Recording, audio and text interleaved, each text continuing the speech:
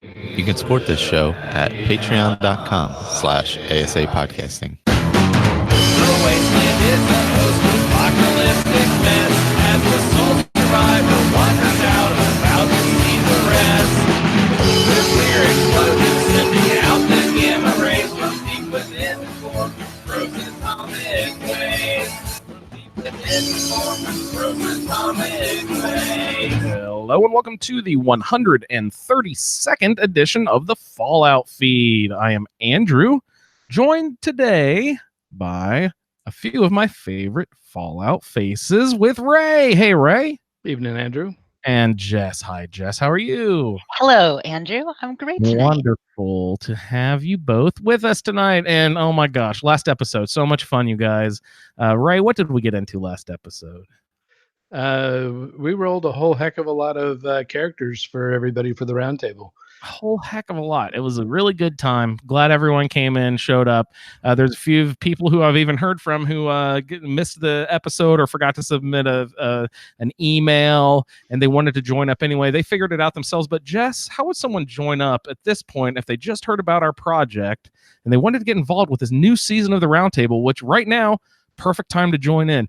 Even if you're listening to this a couple months after and you want to catch up with us, we're not going in any particular order for the main quest, so you can hop in and out of the season all season long. But Jess, if someone is interested in getting involved, how would they go about doing that? Well, one of the great things, if they're listening to this now, all the notes and links are right on the show notes in their podcast. So you can see the website, asapodcasting.com.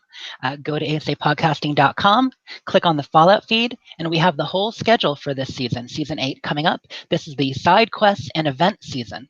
Also on that page is a generator, so you can roll a character using the event generator, roll a bunch of times, get a bunch of random stats to help kind of encourage the way that you might play this, to get out of your comfort zone or try something new, or maybe try something you've tried before but with a new flair. They could also come to our Facebook group, which you talk about a lot, and that's ASA Podcasting.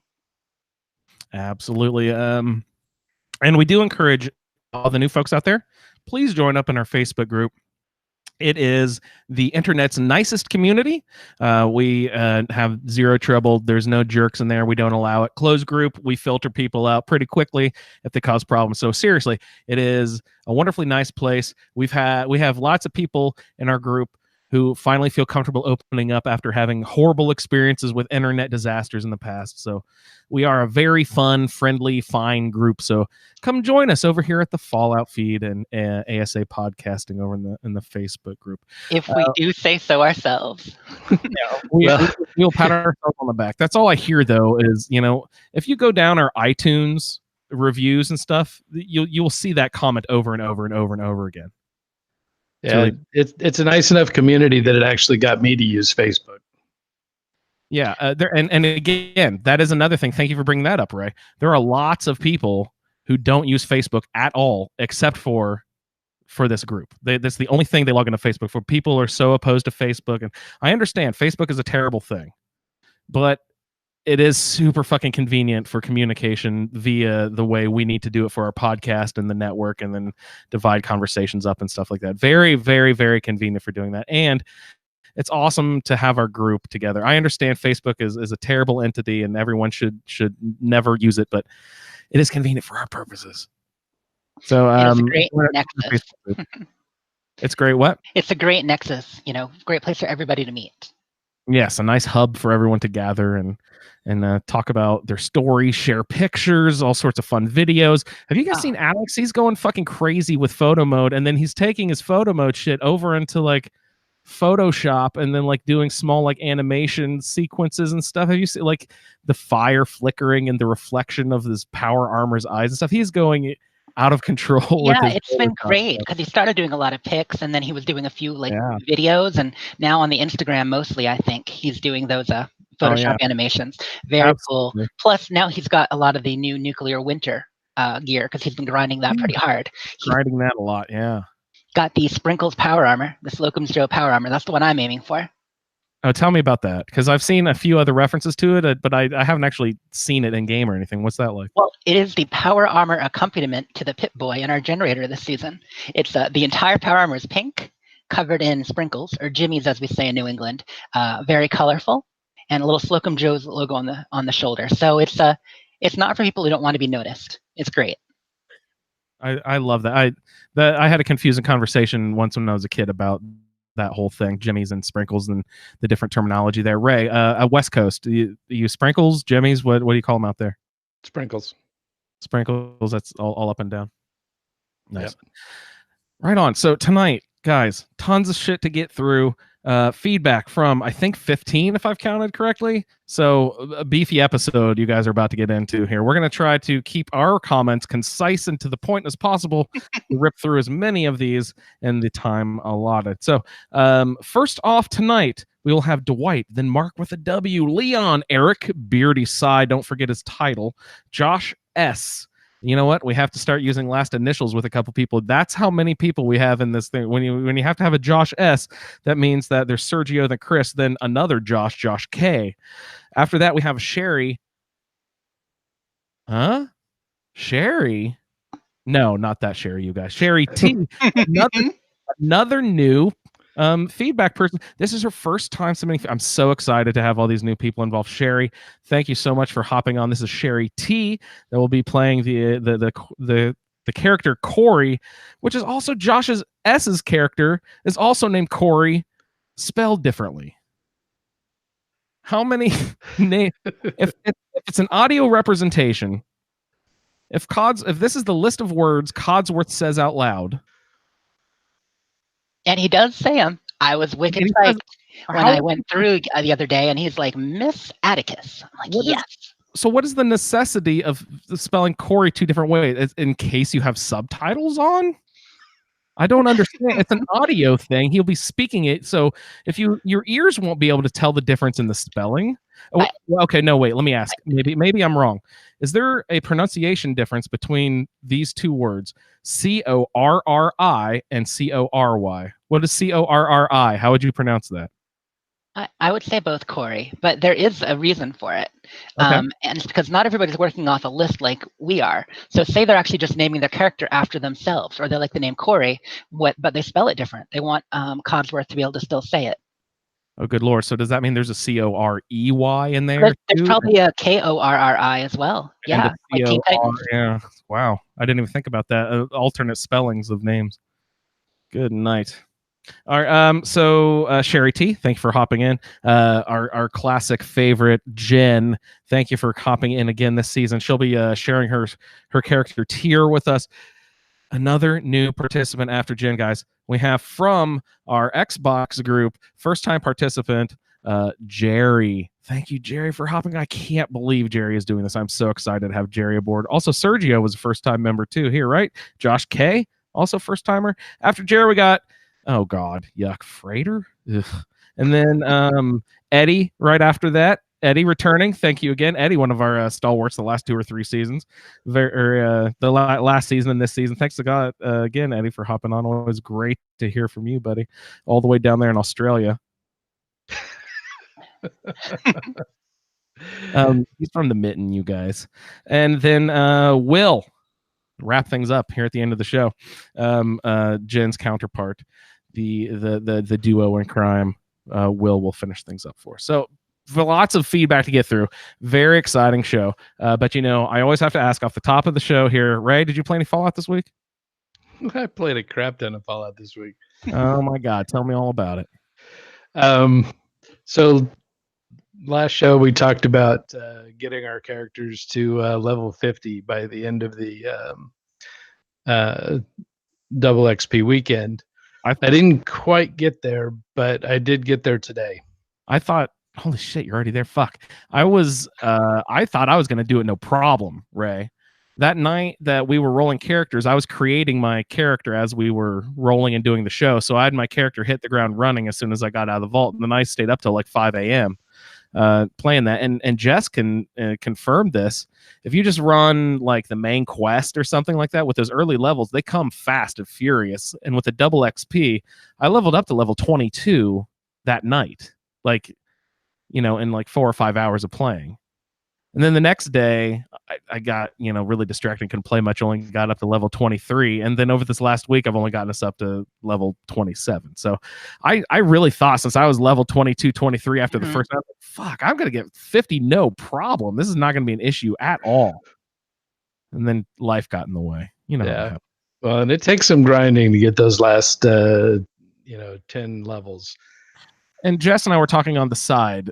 Jess, there's some sort of leveling cap, level threshold, level something where you really, I really hit a wall at some point. Yeah, I mean, I think you hit a wall around level 20 or so. I remember we were talking, we both put in like 2 good sessions, like you're saying, where you got to 22 in 2 good sessions. I got to 18 in 2 good sessions. But yeah, I don't know if it's every 10 levels. I don't know if it's progressive every level, but it certainly gets harder. And it helped that Steve and Eddie and I spent a day doing survival mode. Yeah, that's what Andrew did with Jerry, and you did with 3 others, right? I inadvertently did like 7 or 8 levels in a row in survival mode, just running around with Jerry, I think. Yeah. But I mean, it was just, I know I accidentally, I was supposed to do survival mode at level 6 or something, and I just blew right by that and totally missed it. And you know what, guys? It would have mattered anyway, because at level 6, you have to take 1 workshop and you were doing a whole level. You know what I mean? You take a workshop and then defend it, and you were already past that level. Double XP weekend did change it up a little bit. I mean, to be fair, it really did change the leveling curve. But I also think when we talked about the survival levels and added them to the generator 3 months ago, it was much more of a big, scary new thing. People were killing each other constantly in there, and now it's actually just another way to play. It's not that bad. Yeah, I've actually run into a few random people in survival mode. I was like, oh fuck, I gotta hide. But then like, I think they saw me, and then I was like, okay, I'm gonna risk it, and I waved to them, and they waved back. And I was like, okay, I'm gonna be super fucking cautious. I don't trust this person, so I like, make sure my gun is out and my reticle is on their fucking testicles, and I'm just like, come on, I'm going slow. I don't know. All right, okay, he's waving back again. All right, I got to reply to my heart symbol. Oh man, it was just really, really fucking nervous. But then like we teamed up, and some dude showed up and tried to take our workshop, and we like whooped his ass, and he came back and tried to get revenge, and we whooped his ass again or whatever. It was really fun. Yeah, I can't believe that we teamed up. That was great. I didn't know people would do that in survival mode. After nuclear winter, I think survival's become downright neighborly. People got used to Well, killing. I don't know. We were doing the Scorch Beast, and there was a team of players that were doing nothing but killing the people that were doing the Scorch Beast. So aside from dying from the Scorch Beast 3 or 4 times, I also got shot 7 or 8 times. I came out a lot lighter than I went in. Caps-wise, is that what you lose? No, you use health chunk stuff too, right? Yeah, I mean, you lose. The cap is minimal, especially when I think we were in our 20s level wise. So we're only losing 30 caps a pop. But 3 or 4 stem packs, some disease cures, and that sucks. Whatever scrap you've got. It went down pretty quick. The caps are ratioed by your level you just implied. Yeah. Are the stem packs and other stuff, is like the higher level, the more stem packs and stuff you lose? Not that I've read. Okay. I think it's pretty much the same for a level 200 as a level 20. Yeah, I think it's a percentage, regardless of level. Yeah, of what you have in your. Mm-hmm. But it was fun anyway. Very sweet. And then I was interrupted on Tuesday with the new Mothman Totem collection. So I had to jump back to my character Abby, who is the follower of the Mothman, and she built a Mothman temple. You uploaded some impressive pictures. Very nice. There's a projector smoke machine or something that was also cool that I thought was pretty sweet. Yeah. I love the look of that set and what you did with the temple, and the fact that Bethesda came up with something that caused you to actually pony up and put all those atoms to use. Well, not all of them. That's true. You got a lot. A very small percentage. Are you in the like 5 to 10,000 range? What are you at with atoms wise? Well, so now they also had the neon sign on discount, so I picked that up too. So now I'm down just under. I think I'm at 39.50. And do you do power armor and stuff, Ray? No, strictly for the nuke zones. Oh yeah. I had to go fetch a hazmat suit, and because I really wanted to go to a nuke zone. And then I remembered, Ray, you only get the XP if you actually fucking kill the stuff. And you had to be able to get to the nuke zone when you have no fast travel points. And I'm level like 16, being like, all right, you fucking level 62, whatever, come on. And I'm like, oh wait, fuck. Yeah. I can't do the just hit him once and run away and let Alex come over and kill it and get me the XP. If It doesn't work that way anymore. Son of a bitch. All right. Jess, what are the... Oh, Ray, I was going to ask you before Jess talks about her Fallout week. The character mapping and stuff. Tell me about how you went from your character sheet, your random roll, to level 50. Tell me a little bit about your process and what you do to prepare your character. Well, so looking at the stats, so what a character that I haven't made before was unarmed and also shotguns. And so the role I got was high strength and decent agility, and I didn't want to do another sneak character, so that's what I used to guide it, and then I had to figure out how to work that name into the into the story, because that pretty much drove it, because it was such a unique name and very specific. So what is the name? Batosai. Oh yeah, you did the or like the anime character. Yeah, so that's a character from an anime series that it's actually a male,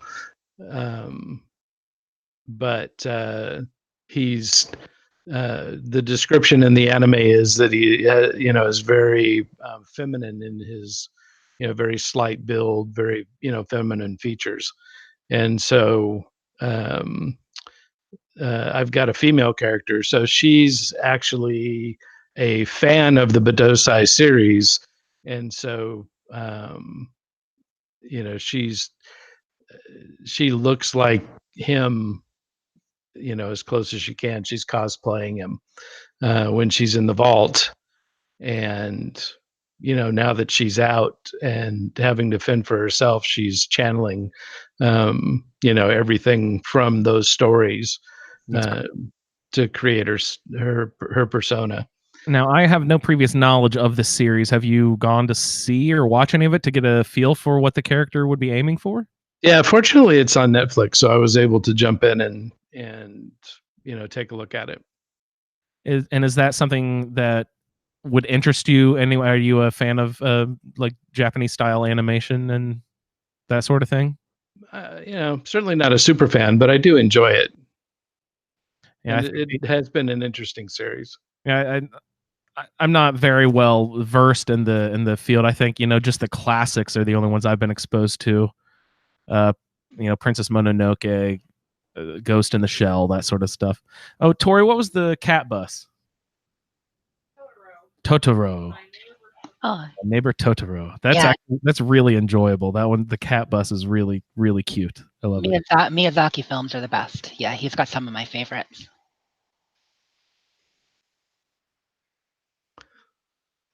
So then one of the other things that kind of formed, the character is the clothing that she has. So she's got her outfit is the straight jacket, and so now she's certifiably crazy, as can be attested to by Christian, who he and I were doing a Scorch Beast Queen, and I went over to revive him, but instead accidentally hit the eat him button, and so she's a cannibal, and so she can eat people when they're down, and so she did. I had no idea you could eat your teammates. I thought maybe other players in like survival mode and stuff, but your own teammates even. Wow. Well, so we weren't actually teamed up at the time. We were in the event together. Oh. Okay. So probably I doubt you could eat your teammate. they probably don't have that option on, right? I don't know.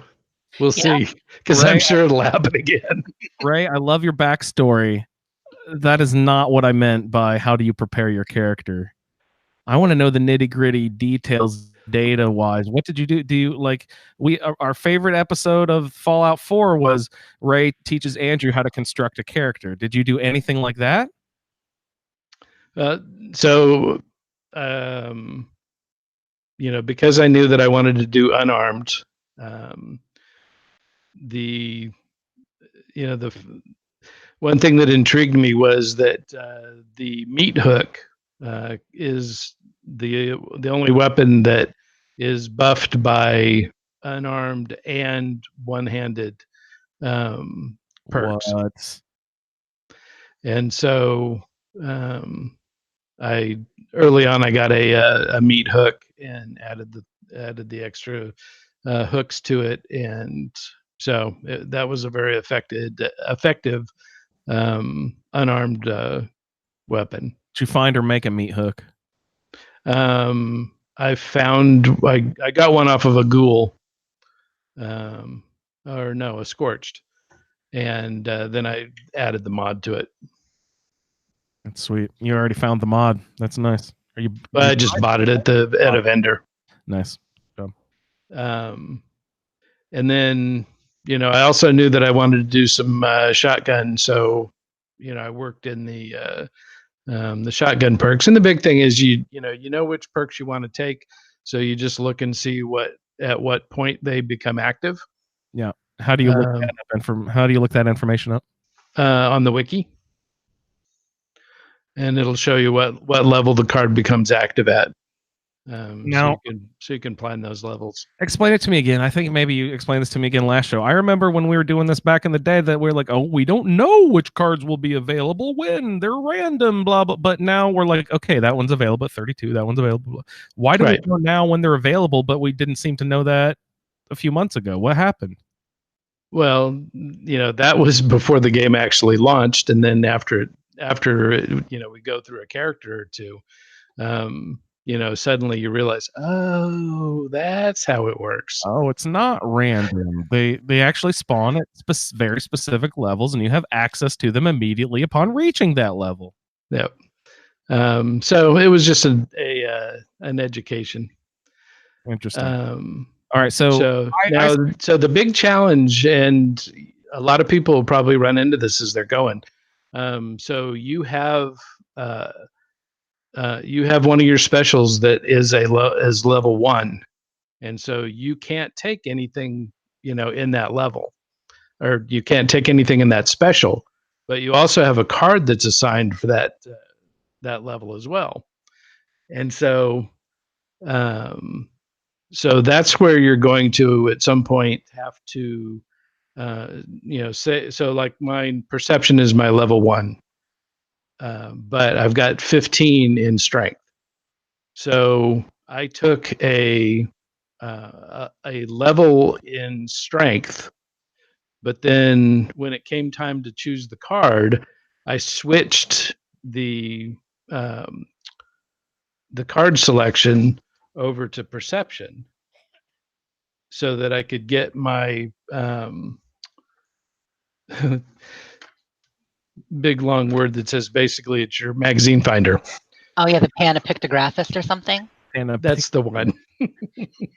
yeah, I'm glad you said that, Ray, because I even though I fucked it up and accidentally put a point into the wrong category already, so I already have some respecking to do when I hit level 50. But yeah, that's a good point. I'm a level 15 in charisma, so I've been pumping a lot of points into charisma. But I realized that there are certain cards that I'll never have mounted at the same time. Specifically, Demolition Expert and the weapons crafting one in intelligence. Those are both in intelligence. I have them both maxed out to level 5. I will never have both of those loaded at the same time. So I have 5 extra levels that I did that with, Ray, that I would select the charisma and put the point into charisma, but then not select a charisma card, but back off and go one over to intelligence and select the intelligence card, even though I was not putting a point into intelligence, because you don't need 10 points to stack those 2 5-point cards that you won't use at the same time.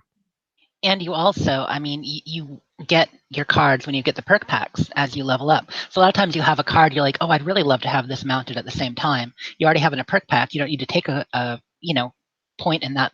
You don't need to take a card in that special that you ought to point to because you've got one in the wings. So for me, I've got the intelligence of one. And I have, in order to pick cards over an intelligence, like gunsmith, for instance, like you mentioned, I need at least 1 level gunsmith. So I took a point in endurance because I had, that's my primary stat, and I had a few cards just hanging out from perk packs. So it works. And that way you can, over time, build up a lot. A lot of cards. Got to keep swapping. One problem we did not foresee, and I don't think it happened to too many people, but one person did say, okay, sometimes there is a card that you only invest 1 star, like you don't invest multiple stars into it, but it takes 2, it fills 2 spots by itself. You know what I mean? Does that make sense? Lone Wanderer is the prime example of that. Yeah, or a field surgeon. Okay. And someone got their level 1 card as a card that takes 2 spots to fill. You know what I mean? Like, and they got, so that means they got screwed on that card. Well, they'll never be able to load it. Or they just, modify as we do lightly and take 2 points in your low special. Or roll again and get a different card or something. You know what I mean? Hit that refresh button again, I guess. Is that, I mean, that's really unlikely, but I think it did happen to someone. I think someone mentioned that.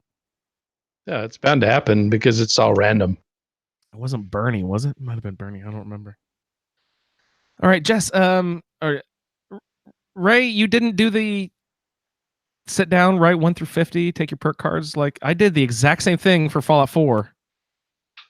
For my character load, I sat down to the exact same sort of spreadsheet. And Lee even did. You remember last season or whatever, he was doing spreadsheets for the Fallout 4 generator, where like it, just sort of, you could fill out a nice little easy peasy form. He did that for 76 as well.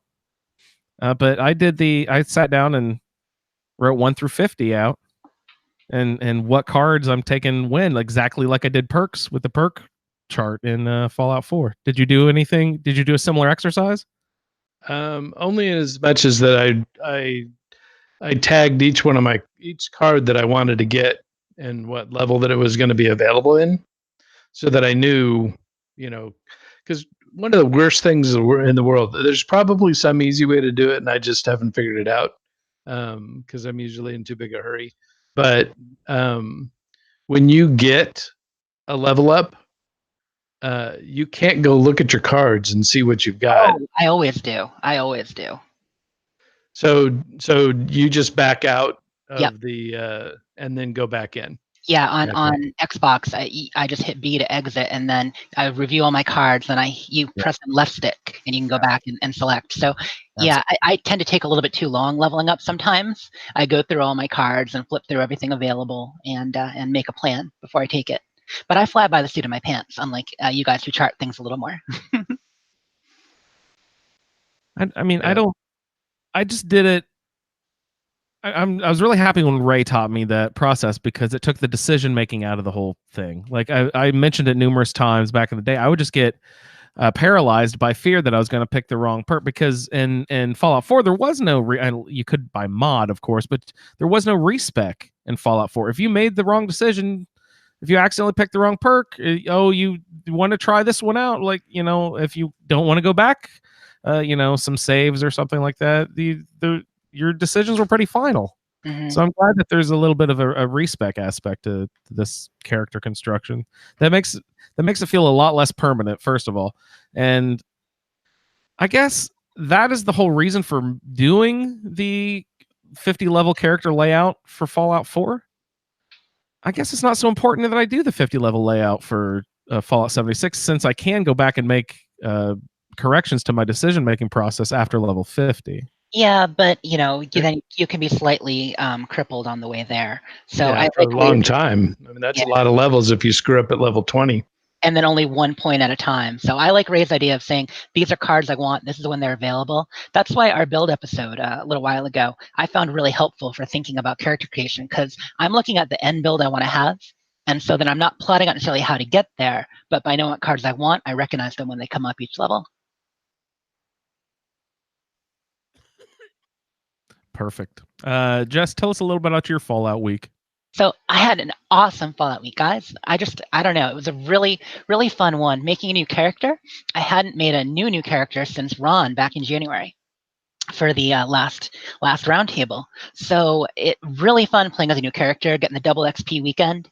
And we're talking about, how we kind of hit a wall leveling. But let's be honest, we are all leveling so much faster now than we did with our very first character. Oh God, yes. Oh God, yes. Because we know how the game works. I was talking to Sergio about it the other night. We were chatting while we were playing, and we know where to go. We know what the events are, what they mean. We know how the locations work. So while we do lose a little something of the whole exploring the map and finding new things, although there are lots of areas I've only been to once or twice because it's such a huge map, leveling's a lot more efficient and double XP on top of that.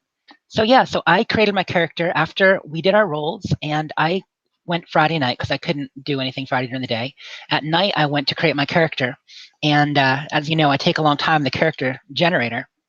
And I kind of fell asleep on the couch in the character creator. Nice. And it logged me out. So of course, it doesn't save anything I did, although I was falling asleep on the sliders. So I'd start to drift off and look up and I'd have a huge chin, like Jay Leno, because I'd held the slider all the way down. But so I redid it Saturday morning. My character, Atticus Rex, I gave her a last name. It's Atticus Rex. And she's pretty awesome. Like I said, she's low intelligence, high endurance, pretty high strength. I'm kind of making her, she's rough and tumble. I like all my characters to kind of have a flaw. So like Ron's flaw was, he was really intelligent, but he was just overly earnest. And such a strong believer in vault tech. I think Atticus is going to be, her flaw is that she just doesn't get it. She's nice, she's affable, she's into excitement, but she can't quite figure out why things work the way they do. So she keeps messing up. So yeah, what I did mostly, I did the main quest, some events, and then of course workshops like usual. And second day I played with you for a while, Andrew, on the last night of the double XP, Sunday night. And we did a couple workshops together, and that was really fun. She already has blueprints made, because I love blueprints. So I've got a few things set up for my base camp when I take a workshop, and a couple defensive towers, all the usual.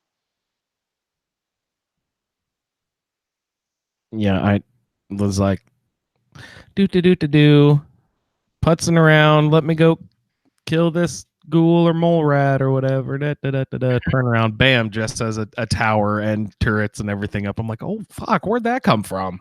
It's push of a button, one button. I love setting up ahead, and then I can play with them. Although it's funny because Jen talked about how sometimes you overbuild a workshop so it doesn't have any resources, so people are less likely to take it. But if you fill it with cool stuff, sometimes I feel like the higher level players go by and they're like, this workshop's pretty cool, I'm not going to take it. We got attacked. I wouldn't necessarily call it griefed because it wasn't a workshop, but you remember just about before we finished Sunday night, we had that level 160 come by with explosive bloodied guns and just completely destroying us over in the Gorge workshop. Yes, absolutely. I remember that. It was kind of miserable. I mean, he just showed up and just mowed through us. And but you actually, I think you killed him the first time. Like he hit us pretty bad. But I think you got a kill on him as we died. But then he came back and just kept mowing us. And of course, you fast traveled off because you're like, if he wants to workshop, he can have it. No. But we had a lot of good junk, and I was super determined. So I went back and died like 3 times. You know, first time totally caught me. Second time I snuck in, got the bag of fat loot, got out just almost outside the Gorge workshop, and he killed me again. So after the third time, I'm just like standing outside, letting him take it. Because, you know, while we're in the workshop, you can't claim it because you're contesting it. So I was outside, he got it, and then I messaged him. I'm like, hey, dude, I just want my junk. And he wrote back, he's like, okay, you can get your caps too. So I went in, I got most of the junk. Some of it disappeared because of multiple deaths, but got a lot of the junk, got some of your junk too, Andrew. And then he said, you want your caps back? Sell me something. So we did a trade. And I sold him something for like 35 caps. And I'm looking at his build and his weapons. He has like 10 different bloodied weapons. And some of them look like they were explosive. So he was definitely a min-maxer. Oh, good Lord. But it's just funny that someone can come in, like just totally take over the workshop for whatever reason, a bunch of low levels, because I was 17 at the time, maybe. Yeah. You were probably 26 at that point, because it's right before you stopped. Mm-hmm. And, I don't know what the joy in it was for him, except that he really wanted the workshop. So we let him have it. He let us have our junk back. And then he sent me a friend request, which always cracks me up when someone causes me shit and then sends me a friend request. I mean, of course, I'll ask, did you accept it? But then, like, my first instinct was like, fuck you. My first instinct, too. But I've had it way more than once. Like, sometimes people show up and they'll be like, I was going to kill you, but you seem nice, so I won't. And I'm like, gee, thanks for letting me live. And then they send me a friend request. I'm like, would I really want to, play with someone who that's their attitude? Yeah. But, I had a second one that I wanted to mention too that was kind of fun. So obviously, being low level now, and everybody has player vendors, you can buy a lot of plans. And since building's my thing, I've been all the caps I make have been going into plans. And I found some shops. This one guy was all, "Welcome to the Wasteland Walmart." And when I walked in, I loved it. And everything was 10 caps. It was great. So I've got almost half the plans available back, I think, for camp building. But I bought one from this guy, then ran down to Gorge Workshop again. And he's pulling the cloaking thing, thinking that I'm a noob. So you know how you can cloak and hide in the workshop so you can never claim it? Cloak and hide in the workshop so you can... Yeah, something we dealt with a bit back in like last December, January, when the game, early on the game. So if someone's in a workshop and they're not on your team, they can test your ownership. So you try to claim a workshop and they're in there, you can't get it. But if they have, the ability to cloak while they crouch, so you can't see them, they can hide there and you have no idea why you're not able to claim the workshop. So he was trying to pull that on me, which it's a fun little trick. I get it. It makes people laugh. But I had seen him crouching coming in because obviously I'm not a noob. So I went, it wasn't taking, so I just went and sat on the big old mine cart of junk outside of the main gorge building and just went in the lotus position, just kind of hung out, taking pictures, looking like I was taking pictures, doing a few poses. And after about a minute of this, he suddenly uncrouches next to me and shows up and starts taking pictures with me. And then he's still following me around though, so I can't clean the workshop. So then I go over to the Weekend at Bernie's couch, behind with the couch with the dead guy on it. And I sit down on one side, he sits on the other side. We do Weekends at Bernie's together. I take a pic, and then suddenly he leaves the workshop, lets me claim it, and sends me a friend request. So it was fun. Weird. Yeah, I know. People, we make our own fun. You never know. The way people treat low levels now versus when we started is kind of different because I'm getting a lot more free stuff and niceness, coming out of the vault. How about actually, have either of you, with these low level characters, have you had people come up to you and make you stuff? This is a phenomenon I'm glad you're bringing up, Jess, because this is a topic that the dames who game will delve into if you guys haven't already, is the fact that many men in the game either want to fuck or kill any woman that they come across. It's either like they either shower you with gifts or they want to just kill you over and over and over again. Like this, those are the two kinds of men you meet, and either one is, you know, sexist and whatever. The one is that like wants to rescue you, asshole, and the other one is the I want to, you know, kill you over and over again, asshole. You know, so like, I mean, the guys who want to give you stuff, of course, you know, that is way nicer. You know what I mean? Like, it's a lot less aggressive. But in and of itself, it is an act of aggression, right? I mean, it is when it's for that reason, yeah. But there is the kind of phenomenon in in 76 where, and it may be amplified by that. Goodness knows that does happen sometimes. But I feel like with low levels in the game, like Todd mentioned, you know, we made this at E3, you know, we made this place so you can fight each other, and you're nice. You wave hi to everybody, and you give each other water. And so, you know, I mostly just got water, a nice a nice rifle from somebody made me a rifle. But then I did get a couple of 2-3-star legendary items at like level 25 or 30 that people dropped. So, and, you know, so that might have been a little bit different. But at the same time, you know, if they're level 50, they don't want to use them. They could script them. Might as well give them to somebody low level. So neither of you really had that much with the new characters? I did with when I started Abby. I ran into a level 100 in Flatwoods, and you know we chatted over area chat, so he knew I wasn't a female, but he made me some armor and a couple of weapons, you know, that were, you know, commiserate with my level, but you know, better than what I was picking up. And so yeah, I mean, he was totally cool about it. So I've definitely had that happen. Yeah, and I think we missed out on a little bit of the opportunity there with the double XP weekend, and we're leveling up faster.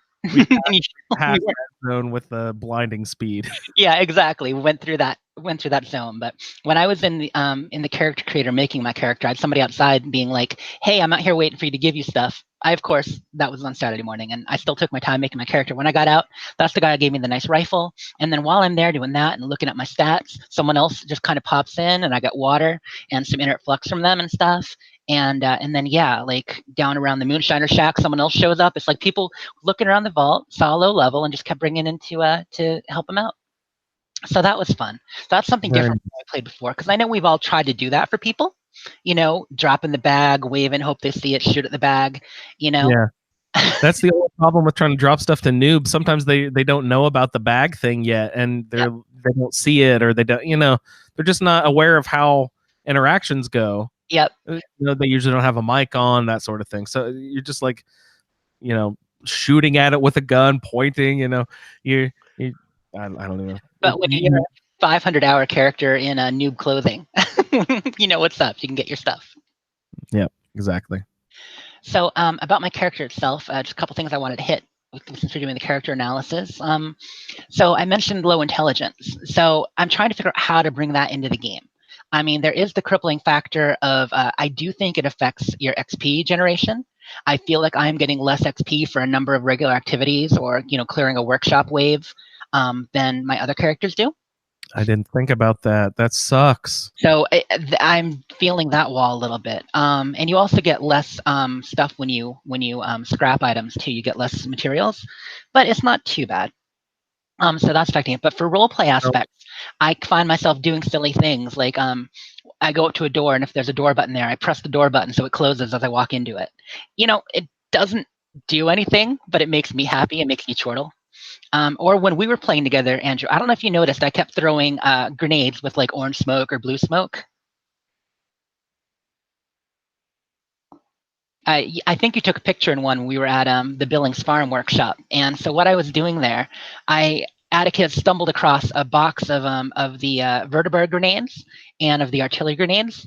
So she picked them up thinking they're regular grenades. So I'm in a fight, and I'm just tossing those grenades instead of the regular, which do no damage, just look pretty. But she's trying to figure out why they don't explode. I've seen you. This can't be possible. You can't throw flares. What are you throwing that it looks like red smoke markers? Yeah, that's the Vertibird grenade. The one you get if you repair Wade Airport fully. You can then call the Vertibirds. So that's hilarious. That's how you're role playing. It's like your character's so dumb she wants to blow stuff up with a Vertibird Summoning grenade. Yeah, yeah. That's great. I stood in one of those. Yeah, you just mentioned. I stood in one of those plumes of red smoke and took a couple of snapshots. Real I thought quick. that's right what you're doing. We weren't Uh, on. We weren't on headset. So I actually were we on headset? I don't think we were. We were just chatting. Yeah. We weren't on headset, but we were fucking texting back and forth every 30 seconds. Hey, you can. It's kind of like in-game chat because you can use your phone with the Xbox app. So you're using Xbox chat. It works. I love using it on my phone because you can type away super quick and send it. There was someone I was talking to one time. I was like, "Isn't this Xbox app great on your phone? How quick we're going back and forth?" Because she was going so quickly, and I assumed that she had to be on a phone, of course. And she typed back, "I'm using my controller." And I was just, oh my gosh, she was going as fast as I was on my phone on her controller, and I was just blown the fuck away because it takes me 10 fucking minutes to write. Was that maybe me before I knew about the app? I don't know, because we used to do that a lot, and I used to always use the controller until a couple months ago when you said you should start using the app. Are you good at the? How are you? Can you type really quickly with the controller? I type YouTube comments on the Xbox controller, so yeah, I'm pretty fast. Oh my fucking god, I can't do it. You're a fucking wizard. That's amazing. It's painful. I ask myself why I do it, but I do it. That's crazy. It takes me forever to Xbox a comment or message. It's ridiculous. Yeah. Jeff, any more about your character? That's pretty much it. I was just gonna say, she has high endurance, so I already have 4 out of the 7 assigned part cards. She is demolition expert too. That's why I'm focusing on grenades and explosives. Her endurance card is rejuvenated, which, oh my goodness, that's actually a cool card. Never really played with it. Having it on when you're well fed and well hydrated, you get your plus 20 AP regen or plus 20 hit points. You put on rejuvenated at 2-star level, which I have now, and it's like plus 50 hit points and plus 30 AP regen, and it really makes a big difference. Maybe it's even 35. Oh, and disease chance. You have they both give you 35% disease resistance, so together that's 70. It's making a difference for her. So that's a cool card. She's supposed to be using commando for automatic rifles. Right now I'm using regular rifles, but once I get higher level and can get some good automatics, I'll switch to that. And she has built her first camp, not in the assigned area, but you know how I personally love camps. So I've got a new build happening. Gonna be on top of the ramps by the agility course on the near Flatwoods. And I'm integrating all the ramps and stim pack boxes and all that there. I'm trying to build off it. And it's great. I've got 5 stories, a whole bunch of platforms and terraces. Got a little Mothman section up top inspired by Ray. I only bought the torches because unlike him, I'm not smart enough to save for things I want because I want everything. So I had 300 atoms. I'm like, okay, 200 for the torches.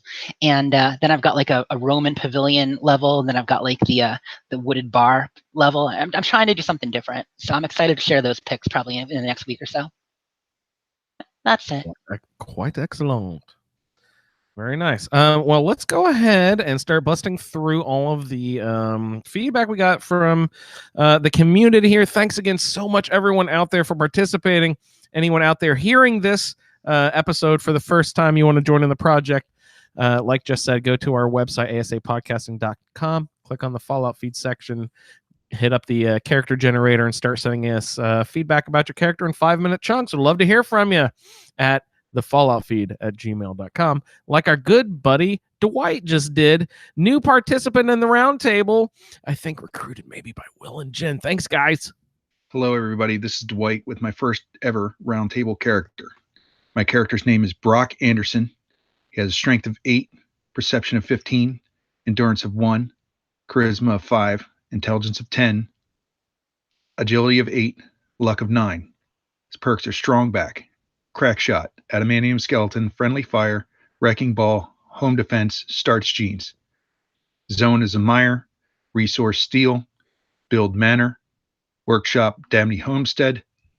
Poseidon is a power-up, survival level of 12. Weapon modifier 2-shot, ranged fat man, protest sign give jobs back is my melee. Throne is Nuka Quantum Grenade. Power armor Raver. Armor modifier troubleshooter. Body armor robot. Under Armour long johns, outfit green shirt, combat boots, headwear BOS hood, field scribe hat, bottle cap sunglasses, worn veil. I'm planning on keeping this role as it is and build it accordingly. The only difference being tweaking the ranged and melee, as they're not really feasible. But because of crack shot, I'm figuring it's going to be a pistol build, and I'll just go from there. Brock Anderson is a lifelong fan of comics and movies. He often speaks in movie quotes and sometimes refers to himself in a third person. He always dreamed of being an action movie star and has never met a problem that he couldn't throw a barrel at. He finally got his big break on a knockoff version of Silver Shroud on a made-for-TV movie. On his second day of filming, however, he was fired for being a prima donna and pissing everybody off. Blackballed from the entertainment industry, he was short on options.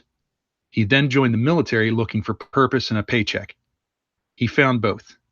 He did well there, but a Fat Man training accident exposed him to large amounts of radiation, permanently damaging his health. Medically discharged from the Army, Brock was able to land a job with Vault-Tec Security. It wasn't a physically strenuous job, and the sterile environment kept him from getting sick. You would think that his vulnerable constitution would have softened his bravado, but if anything, it made him compensate with more bluster. Strangely, Vault-Tec looked at his coarseness and penchant for rubbing people the wrong way as a plus. When the bombs fell, he was assigned to Vault 76. He never thought he'd be stuck in this vault in West Virginia, a glorified babysitter. But you know what old Brock Anderson says? Life's a bitch. Get a helmet. Thank you, Dwight, for your first submission. Congratulations. Very good. That was really great. Dwight, good job. That's a good example. Anyone out there looking to send in feedback? You never done it before. Dwight just really gave you a really golden example of how to do that. And I know there's a bunch of a couple of things on that. So I used a protest sign for the first time this last week because it was part of the challenge on Level Up, and it's not a horribly effective weapon. It works great in with 15 strength against level 1 Scorched. So I got my challenges done, but even with that, it took 2 swipes to kill him. So, oh wow, definitely got to trade that one out. But it's for fun effect. So you'd be smarter to take the end of the post and sharpen it into a point and stab them with the spear of the sign. Yeah. And then also I took Dabney Homestead for the first time, and that one roughed me up pretty good. Even at the higher level, you get some pretty gnarly attacks. My second defense, the first defense was 5 waves of cave crickets, and then the second one was 2 waves of anglers. Ooh, Jess knows that's my favorite. I love the anglers. My least favorite. I can't believe you love them. It's because you're a melee guy on your last character. You may find if you're not doing melee this time, you don't like them as much. Well, it's not necessarily the enemy itself, but it's the product in which they drop. I love the excess adhesive that they always drop. Mm-hmm. And when you get a bunch of them together, it's pretty rough, even with melee. So yeah. They are rough, and they can take out turrets. Like if you have a workshop, they can take out turrets better than any other enemy. Hey, I was pissed I was up at the fucking Hemlock Holes maintenance place, and there's those little storage containers or cargo, I don't know, whatever. There's the container units. Yeah. I set my turrets up on top of there to not get hit, and the ghouls would stand there swinging at the container, the cargo container, but doing damage to the turret sitting 4 feet above their head. Yeah, that's lame. Yeah, I would have thought that they couldn't hit them up there because they don't attack like the generators there as much.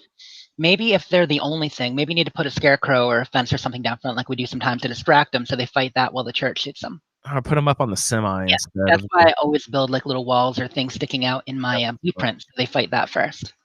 Yeah, I always forget to do that. You guys are always smart for doing that.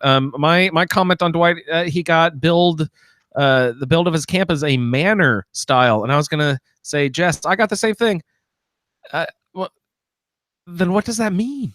I was asking in the group, what does a manor mean to you guys? And in my head, I picture the ride at King's Island, the Phantom's mansion or old manor, or whatever, just like a big old creepy haunted house or something. You know, what does manor mean? That's what I agree. I mean, we talked about it in the chat. You know, in my mind, the difference between a manor and like a McMansion is that the manor actually has some property. You know, it's older. It's got trees laid out, maybe kind of like an old plantation, but not quite. You know, as much of a farm as a plantation. It's open for interpretation. That's why we made them that way, right? So, what's a manor to you? Is there a like a wrought iron gate with a giant W on there or something? You know, that's like sort of like Why isn't that in the Mothman pack? Maybe we'll get the Allegheny Asylum pack soon. an organ playing creep. Oh, that church playing the creepy organ music with no one playing the organ. Oh, man, yeah, scary stuff.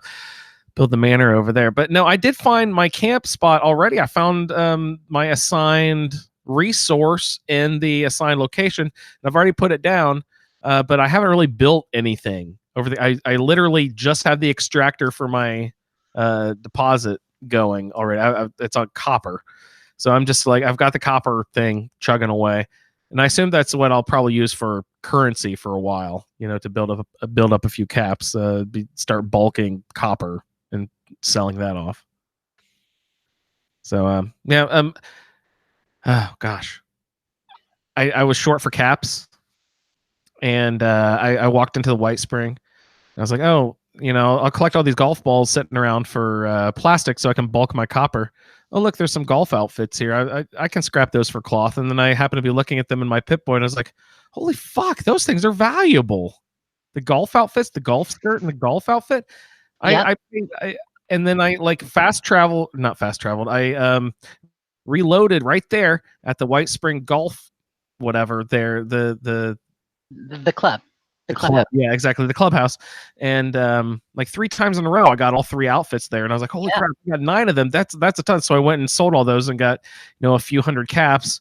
I think they were like 24 each or something like that. So, you know, got like 3, I don't know. I got a bunch of caps from it. And I was like, oh, this is awesome. Yeah, that's why people do the outfit runs. That I know you sometimes poo-poo, you know, actually take the time to get stuff and sell it. But you do an outfit run, get a couple of rare outfits. It's pretty worthwhile.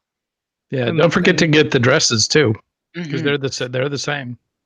So And, you should be able to get like 8 of them out of that building. But the whole point was I was saying I got them 3 times in a row. And I was like, holy crap, these must be here all the time. And I come back and then like I've tried it so many fucking times since, and never once are they there. It seems like that's something that gets eaten, picked up, clipped almost immediately when the server loads. You know what I mean? And they won't refresh. I just happened to get lucky 3 servers in a row. You know what I mean? And then I literally haven't seen them since, and I've checked almost every time that I've been there. You know what I mean? Like they all of a sudden disappeared off the face of the earth. Yeah, they're pretty common. I usually get them once a day. Nice. I'll keep trying then. I got a little discouraged there. Dwight. And then when you really want to give a go, head to Fort Defiance and get the straight jackets, because they're worth even more. Oh, are they really? Yeah, and there's a lot more in there than golf outfits in White Spring. Nice. Yeah, there are a ton in there, and the aluminum trays and stuff are plentiful and abound. Enamel pots. Dwight, thank you so much for your first submission. Really, really good job. We'll move on to Mark with a W. Don't ask. How's it going? Mark with a W, don't even ask. Also known as Ivan Dobsky. Hello. Now, my friend Jamie lived on the same street as me for as long as I remember.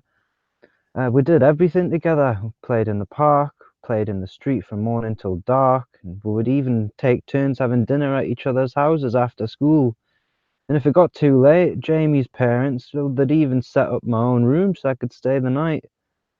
And as we got older, we would ride our bikes down to the Mothman Museum, and then we'd head up past Tyler County Dirt Track and go to Lady Janet's for the afternoon for ice cream and lengthy debates over the plausibility of cryptids and conspiracy theories. Now, fast forward, and we're in high school. I'm infatuated, borderline obsessed, if I'm being honest. And Jamie, well, Jamie's distant. I'll put it down to growing with age, finding different interests as you do.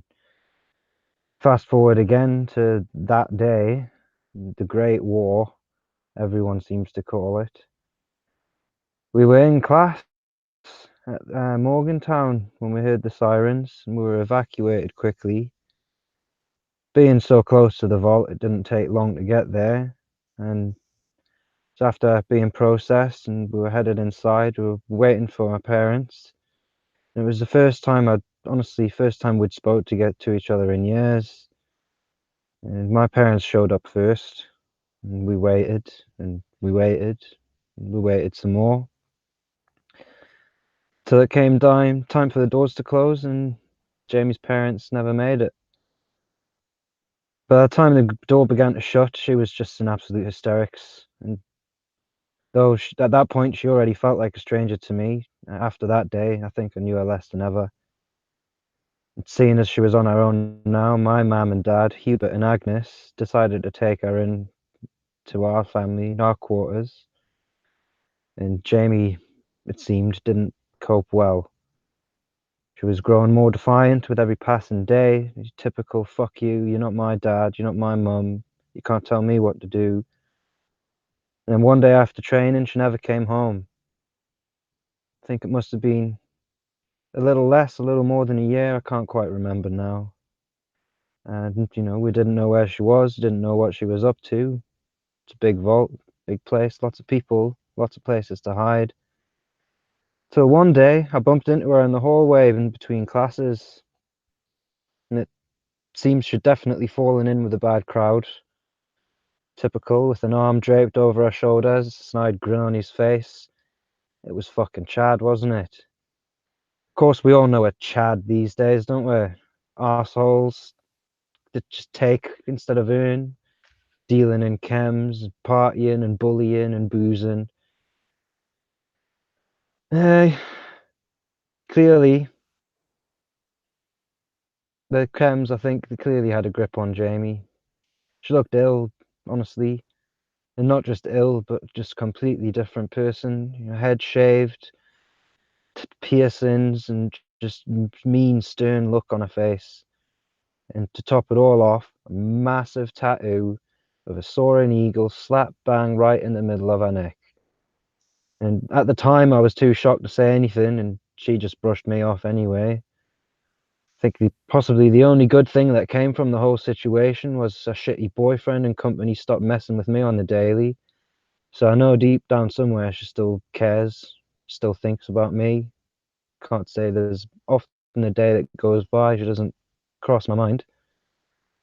It's like a bad movie. She's looking through me. If you were me, then you'd be screaming, "Someone shoot me," as I fail miserably, trying to get the girl all the bad guys want. 'Cause I'm just a teenage dirtbag, baby. Yeah, I'm just a teenage dirtbag, Just a team. baby. Accepting defeat, I decided it was best to let her go her own way. Fast forward again, it's now reclamation day, and as usual, I've fucking slept in again. So I'm rushing through the vault and grabbing everything I need. I'm chatting to all these stupid robots saying, "Oh, la, la, la, la, see you later." So I get to the door, and there's one last Mr. Handy waiting there to say goodbye, with a note slapped in the middle of his chrome dome with my name on it. It reads, "Ivan, I can't wait any longer, so I will take my leave and get to work on my own fortress, my own vault. I will take what I need to get by, and I'll let nobody tell me otherwise. Whatever I need to stay safe. Fuck the overseer, fuck the mission. Find me, and this new world will be ours. Signed at the bottom, no longer Jamie, Jim, with a picture of a soaring eagle drawn underneath. Very nice. Thank you, Mark. Jamie with a soaring eagle. No, Jim. It's Jim now. Sorry. I apologize. Mark, thank you again for hopping into this season. A past participant in Fallout 4 seasons. It'll be nice to hear from you, Mark. What'd you guys have? I thought that was great feedback. I like he brings color to his characters. Some motivation, and he got the eagle tattoo. He said, right, the eagle neck tattoo. Yep. I've never seen anyone with a face tattoo in game, so that'll be a little different. It'll probably Nice. inspire the personality a bit. And Yeah, he's got a picture in the Facebook group. Jess, you were singing along. What was the song? That was Teenage Dirtbag. He was quoting by Wheatus. You probably know the song. It was a late '90s hit. Anyway, yeah, Teenage Dirtbag. It's a great song. I remember. I couldn't help myself singing. Ray, Teenage Dirtbag. Yeah, I knew it was a song. See, he knows. Well, I knew it was a song too because someone was singing. That implies this is a song, but I don't think I recognized it. Did you know of the specific song? Not that it was a song in general, a piece of music. Yes, we can gather that. Did you know? Are you familiar with the song, Ray? I have heard the lyrics before, yes. I Yeah. don't know, but I am not familiar with what a Wheatus is. I don't think anybody knows what a Wheatus is. Could you identify one on the street? Probably not. Did I meet a Wheatus? I have no idea. In chat over there, we actually have a bunch of people. One of the people who's over there, ArcTK, he says he's been listening since 2017, but he started singing along too, along with the chorus of the song. So people know it. Oh, nice, perfect. Well, then, good reference, Mark. No, I'm just bad at that. Thanks again, Mark. It'll be great to hear from you. Hopefully, all season long, man. We have up next Leon. Oh my fucking God, is Leon back? Ah, Leon, welcome back, brother. Good day. G'day, this is Leon with my feedback for the new season of the Roundtable for my character Nada Bryant. So I was originally going to spend some time talking about her backstory, but I'd forgotten that we need to keep these early feedbacks within 5 minutes. So I went ahead and just posted my little bit of backstory for her in the Facebook group so that way we would know kind of her backstory as we get into stuff. Overall, looking at her stats, she's got a 15 strength, 1 perception, 8 endurance, 5 charisma, 7 intelligence, 11 agility, and 9 luck. Pretty cool overall. With that high strength, that pretty much means I'm definitely going to be going melee. My melee weapon is a Deathclaw Gauntlet, but I've done on pretty much all the melee. So what I wanted to do was instead of specializing in any one type of melee, I want to do a generalist. So as of right now, with the double XP weekend over, she's level 26. So I've put 1 point in Iron Fist, 1 point in Gladiator, and 1 point in the two-handed one. I don't remember it off the top of my head. And I want to be able to just pick up any melee weapon and use it. For the perk cards, I've only used 2 of them, which Cannibal and Butcher's Bounty. I've used Butcher's Bounty a lot, so I'm going to try not to use much of it. I'm not going to even take it in this character because I've used it so much in the past. Cannibal I've used as well, but it really fits with kind of the fact that not as real nihilistic and just doesn't care. So she doesn't really see other people as real and care about them and all. So they're food to her, so she's fine with that. So it fits. Bandolier, that'll be interesting. It makes ammo way less. I plan on using, pretty much whatever ranged weapon I pick up. My ranged is pipe revolver, so I can just, pick one of those up whenever. But it's more just pick up whatever and use it. Oh no. So it's more of a generalist. Pipe revolver. Injector, stabilized, adrenaline, and mysterious stingers. I'm gonna have to play with them and see how they fit in. Overall, interesting. The big thing is no power armor. Now, I am gonna allow myself to use a chassis when I need to like fast travel and I need that extra 10 pounds just to get to where I'm going. But other than that, it may be like if I'm falling. I'm not going to do anything. I mean, somebody literally the first day I was building this character gave me a power armor chassis, so I can't like not use that. But I'm just not going to use it when I'm actually playing. It's only get back to my camp or something. Now, one other change, my camp zone is the Cranberry Bog. I haven't gotten there yet, so I don't have one. But right now, my camp build is Plantation. And there is an amazingly awesome spot between the on the left side of the map, between the Silva Homestead and the Billings Homestead Workshop. Near the Silva Homestead, you get a bunch of corn, and near the Billings Homestead Workshop, you get a bunch of razor grain. So I built my camp right in between them along the river, and built sort of a lakefront plantation house, and some food out in front. And then whenever I need food, I'll just go to my plantation as part of the Silva Homestead and the Billings Workshop. So that's kind of my using the already built world to kind of influence the plantation. So I think that'll be interesting. I posted on Facebook, I managed to kill a sheep squatch at level 23 solo. It attacked me over near the Belching Betty, and I kited it back to the fire breathers, and it killed all the protectrons. It was level 50. It killed all the protectrons. But I stood in the doorway, and I threw everything I had at it. It almost killed me so many times. But I managed to finally get it kind of stuck in the doorway, and then just beat it down. It broke 3 weapons. I used almost all my stim packs, all my throwing knives. Oh, that's another thing. My ranged weapons, I'm not going to really use grenades. I'm going to focus on throwing knives because they fit in with the whole melee aspect. Neat. So overall, I'm looking forward to this season. I'm definitely liking the not having to worry about my camp getting destroyed. I'm already past the survival level. I'll be honest, I didn't do it. I'm not interested at all in survival. It just, to me, it's everything about what's wrong. So with them being able to not use it in the just regular open world, I'm quite happy with that. So anyways, reaching my 5 minutes, so I'll see y'all in the wasteland. Well, a part of having the survival level thing was we kind of wanted people to also look at the survival rewards and go and get that weapon that was applicable to your character. But then I didn't know that fucking stopped.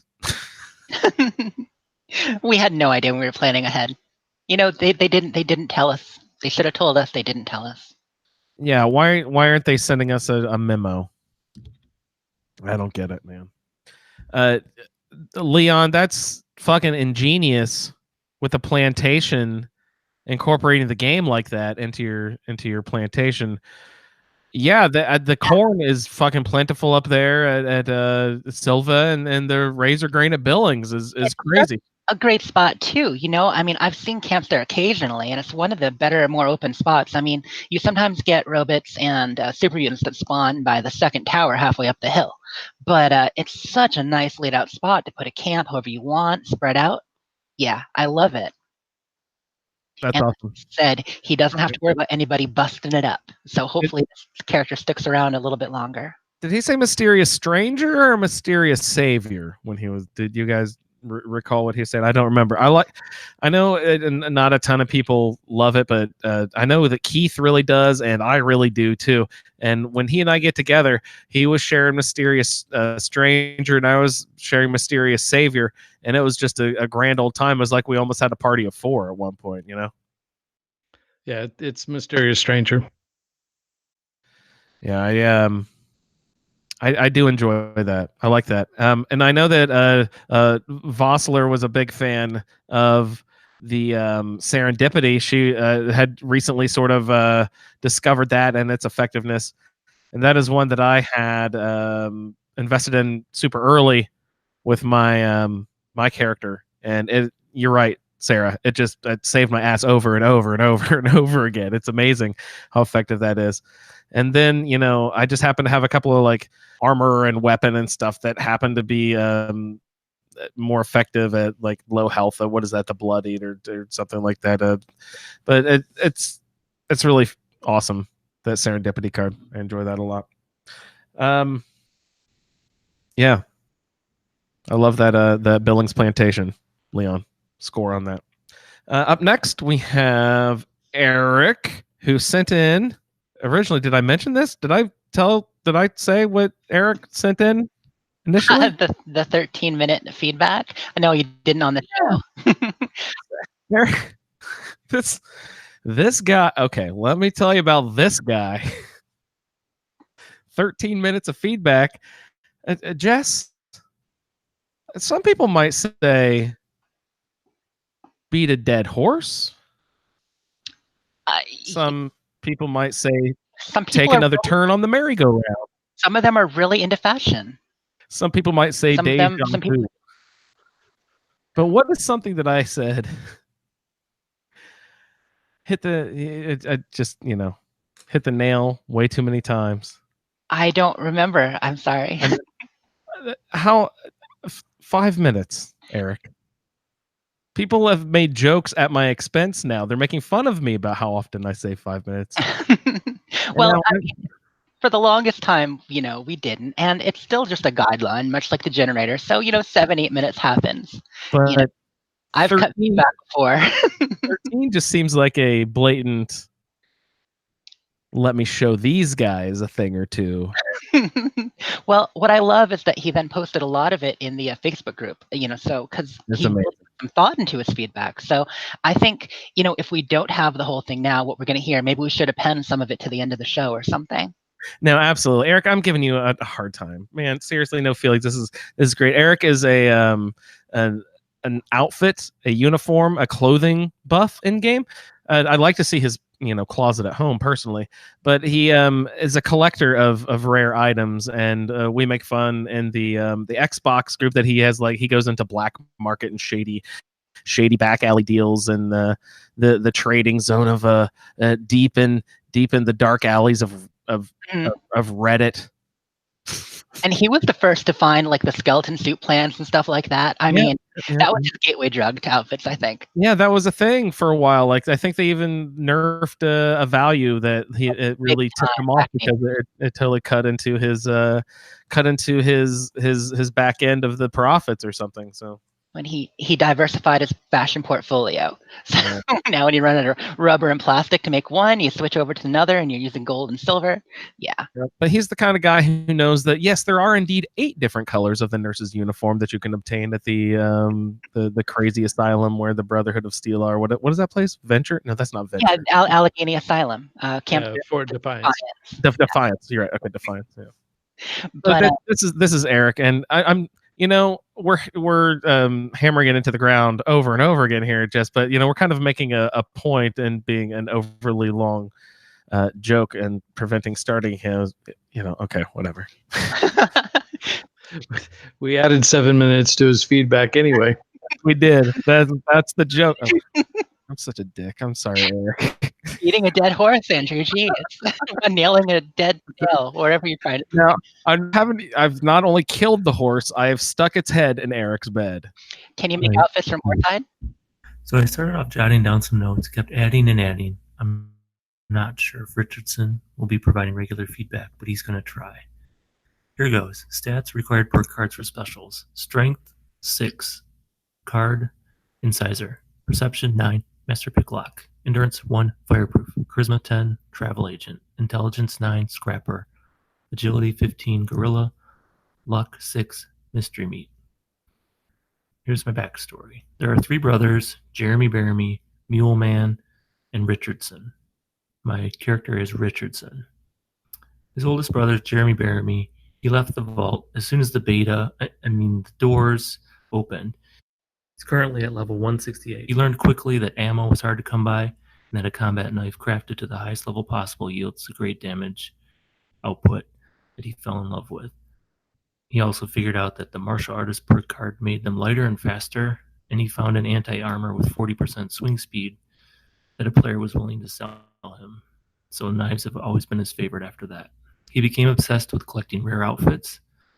Some he could find by relentlessly searching locations, like the 8 different colors of asylum outfits.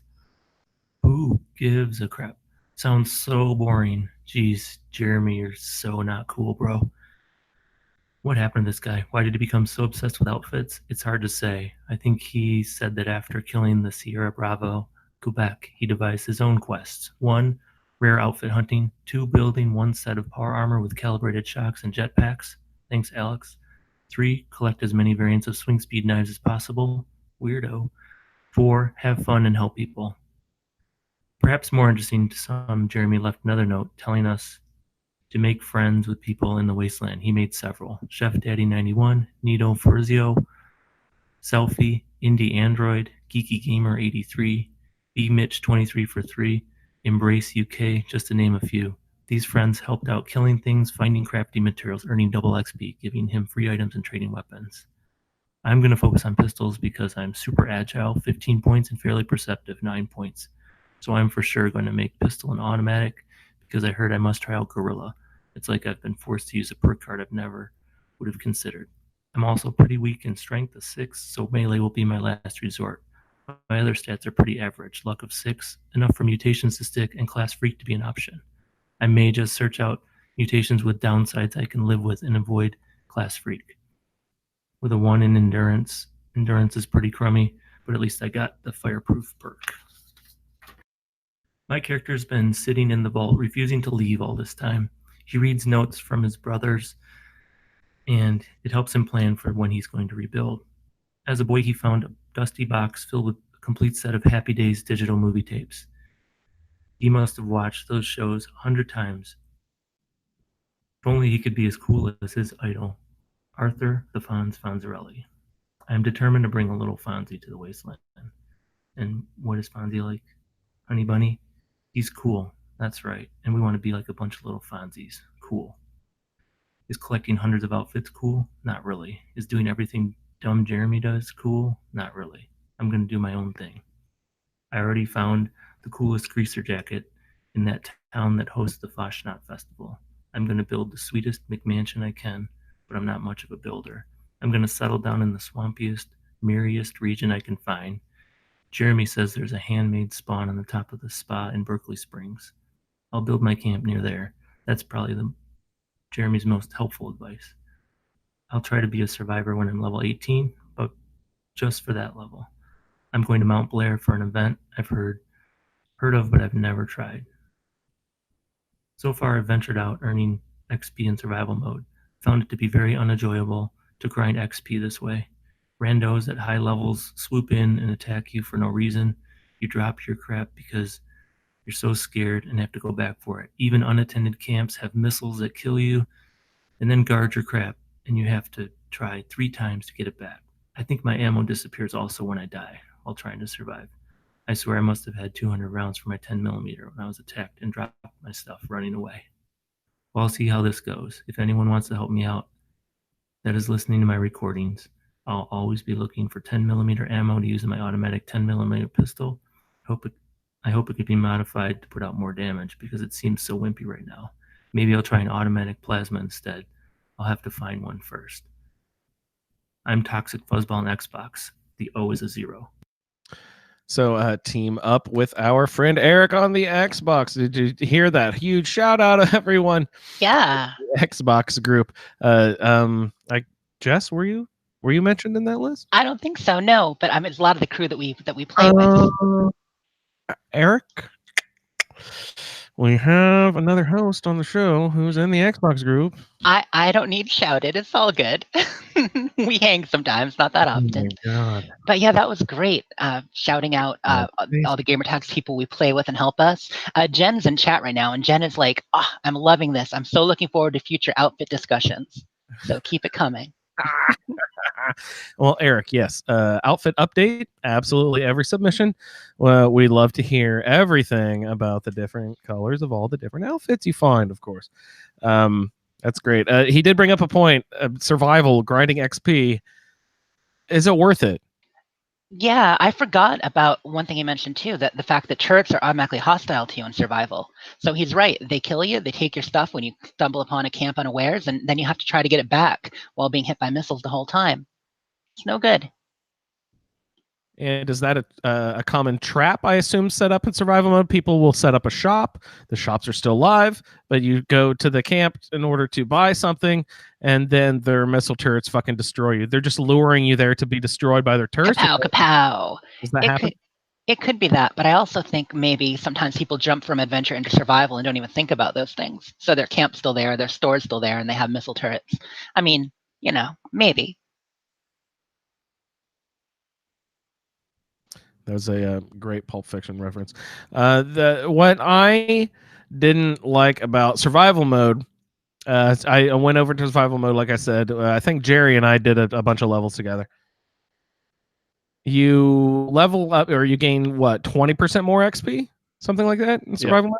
Yep, 20%. And supposedly that is the driving force that makes it worth doing survival mode, is that you get the 20% XP. My only complaint is, I think in survival mode, I am more than 20% less successful at gaining XP. If that sentence made any sense whatsoever, but I think I was faster just staying in adventure mode, honestly. It sounds like you're saying you're about as successful at gaining XP in survival mode as Bethesda is at rolling out an update without reintroducing old bugs. And crashes? What the fuck? Last week? Are you kidding me? Oh, it's been pretty bad with the disconnects, especially, I mean, at least on Xbox. I don't know other platforms since Nuclear Winter's launch, really. I mean, it's going well, and it may just be the fact we got a lot more people in again, and it's gotten more popular again. But yeah, the disconnects are probably the worst they've been since late February. I was gonna say this is the worst I think I ever remember them, but maybe I just don't notice or remember. But it is multiple times a day, over and over again. But granted, I haven't played much in the last couple of nights, but I don't know if it's gotten any better, or wasn't there an update recently? Did anything happen with that update? Well, we can talk about that, but it's mostly Nuclear Winter going into beta, and a number of tweaks for that, a few tweaks on Adventure. But it actually introduced a couple of odd bugs. One thing people have noticed is now when you're in a vendor menu or in a stash menu, it'll just randomly kick you out of the menu off and on for no reason. People might think, oh, I hit the wrong button. It's not you. It's the game. It's happening to all of us. God, that's super annoying. My least favorite was the build menu one. Not build menu, crafting menu, where I wouldn't show you the stats. Oh, that was after they introduced the renaming. Wasn't that it, right? Yeah, I think so. Yeah, that was my least favorite. Eric, lots of good stuff there. Thanks a lot. Yeah, we should probably let the feedback speak for themselves if we're going to get through it tonight, huh? Yeah. Up next, we have Beardy Sigh. Oh, God, did I put you under Beardy? Did I yes, I did. Hi, guys. It's Simon here with a quick rundown on my new character for the round table. Her name is Ellie. She is a nuclear technician, so she has been brought into the vault to look after the fusion reactors. And maybe after having spent so many years working around poorly shielded fusion reactors, she's not entirely as normal as anybody else. And I suspect with her exposure to the wasteland, she's going to get a lot less normal. I did take a female character despite getting a male role, just because I got sick of having male characters all the time. And kind of just purely the male-female switch and the name Ellie reminded me of the movie Let the Right One In, in which the main character, Ellie, close your ears if you don't want spoilers, is a vampire who appears to be female, but it turns out to have been a boy. So that's got me on that track. Anyway, given the limitations of the character creation, this Ellie is all female, but she is going to be somewhat of a vampire with cannibal and bloodsucker and as many other related perks as I can get. To that end, I did take an extra point in perception, took the point off my endurance just to take 2, just because I got assigned night eyes and it seemed so perfect. I had to take it. Her main stat is agility, so she's going to be mainly a pistol build, a little bit of sneaking in there as well. But it's going to basically build it around pistols and moving about quickly. I have resolved not to use rifles or shotguns at all, so I'm picking them up and scrapping them for scrap, and that's about it. All her perks pretty much work out neatly. She does have Powersmith, which is a bit of a strange one given the rest of her build, but I don't see myself using Power Armor too much, but I'll take Powersmith and we'll see what happens. If all else fails, I can always make Power Armor for other people. At the moment, Ellie's about level 12.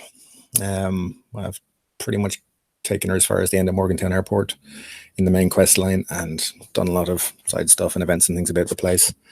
I've been playing pretty much exclusively in survival mode, so I got my 1 level there and then some. That said, I've yet to actually kill anybody or even shoot at anybody, and I've only been killed twice. So I suppose it's not as scary as we all feared, but it is a great way to level characters pretty well. As a lot of you guys know, I don't have a lot of time to play, so that extra 20% XP is a real bonus. Although I may revert back to adventure mode just when it starts to hop about a bit more for quests, just because fast traveling obviously isn't possible in survival. I think I'll leave it there just because I don't want to start rambling. We'll see how the character develops, and I'm looking forward to writing up and recording our adventures for you guys. So hopefully if you're on PC, I will literally see you in the wasteland, and everybody else, I'll look forward to hearing from you. Take it easy, folks. Bye-bye. Awesome. Thank you, Beardy Sai. We will definitely see you in the wasteland. And thank you for submitting feedback. Also, Fallout 4 participant in previous season. Great to have you on. He was on not too long ago for our previous season wrap-up. Great to hear from you. Looking forward to the continuing adventures of Ellie. Really, switching the gender, that's fine. Like I'll say it again. Any switches you need to make the game more fun for you and out of your comfort zone, but more fun. Go ahead and do any changes you guys need to do. Make it fun is the whole point of the whole season. So thanks, Beardy Sai, for your feedback, and we'll continue on with Josh S. All right, let's scroll down here. Got 2 different Joshes this season. That's great. Hi, this is Josh from Idaho, aka Brett on the Facebook group.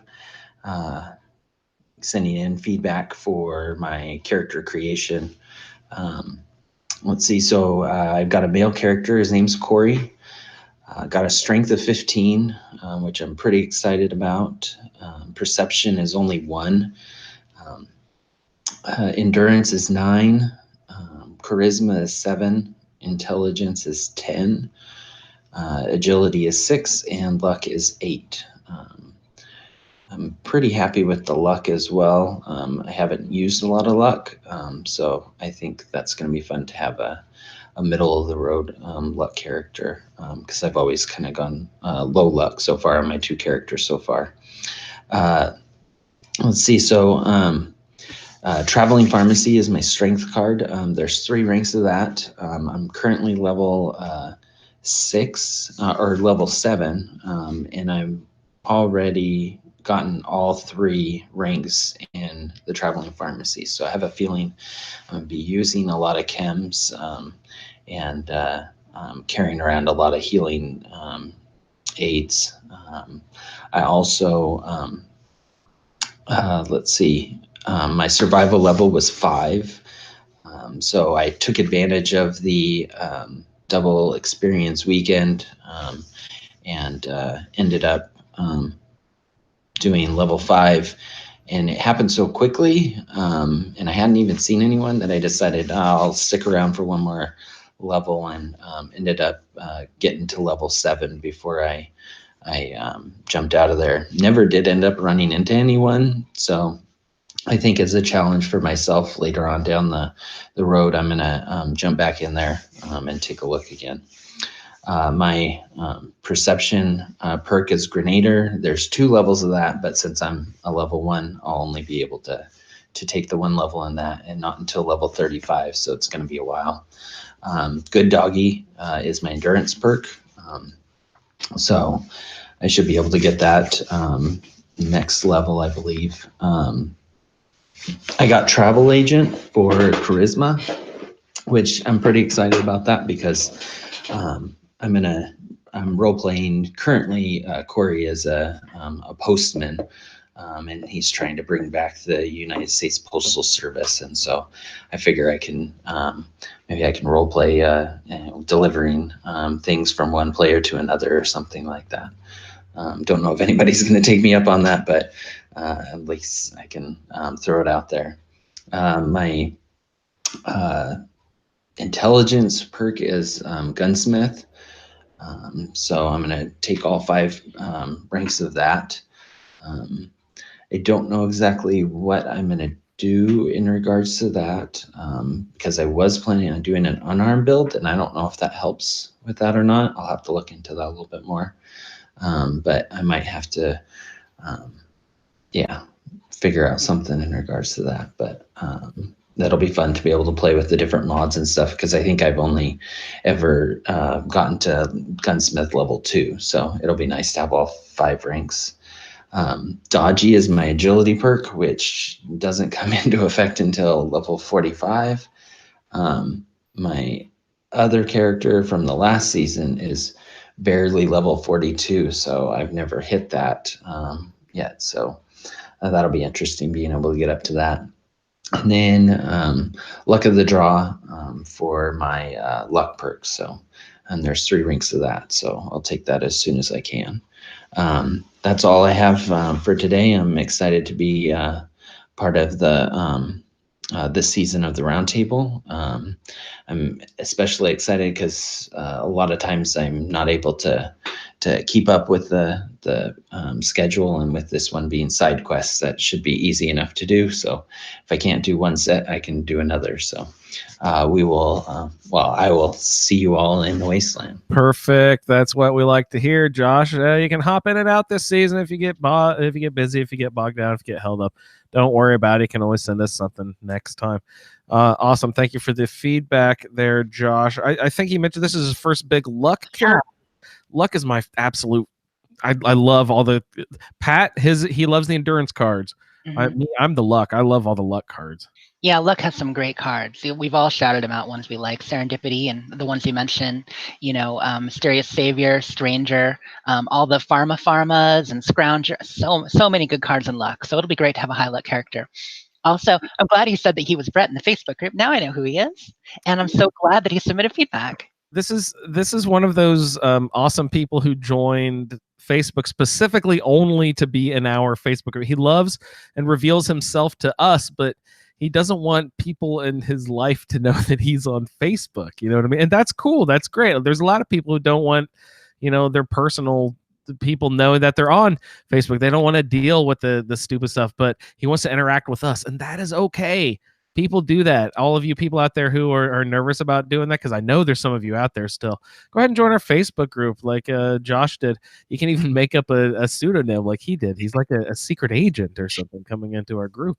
And we were talking before the show. Ray rolled like 21 characters or so last time, and we have 15 character introductions, and that's fine. And just because you don't do a character introduction doesn't mean you can't jump in on another quest later on as we go. Just like people who join later. I think the only important part, if you do that, is just give us a quick introduction to your character, or just a reminder about what your character's name was, kind of what your strengths are before you talk about your playthrough. Did he mention what platform he plays on? I don't think so. Is he? I think that is also an important thing our feedback people should start doing, is saying, hi, my name is blah, blah, blah. I play on blah, blah, blah platform, and my username is this. If you want to team up with people, I think if you start every feedback with that, then everyone will, if you want to meet up with people, only do that, of course. Right. That'll be really helpful for everyone to team up, because I was going to say a difference between signing up on our sign-up sheet that's on the website as far as like names and stuff like that, and shouting it out on the whole podcast. It goes to a lot of people.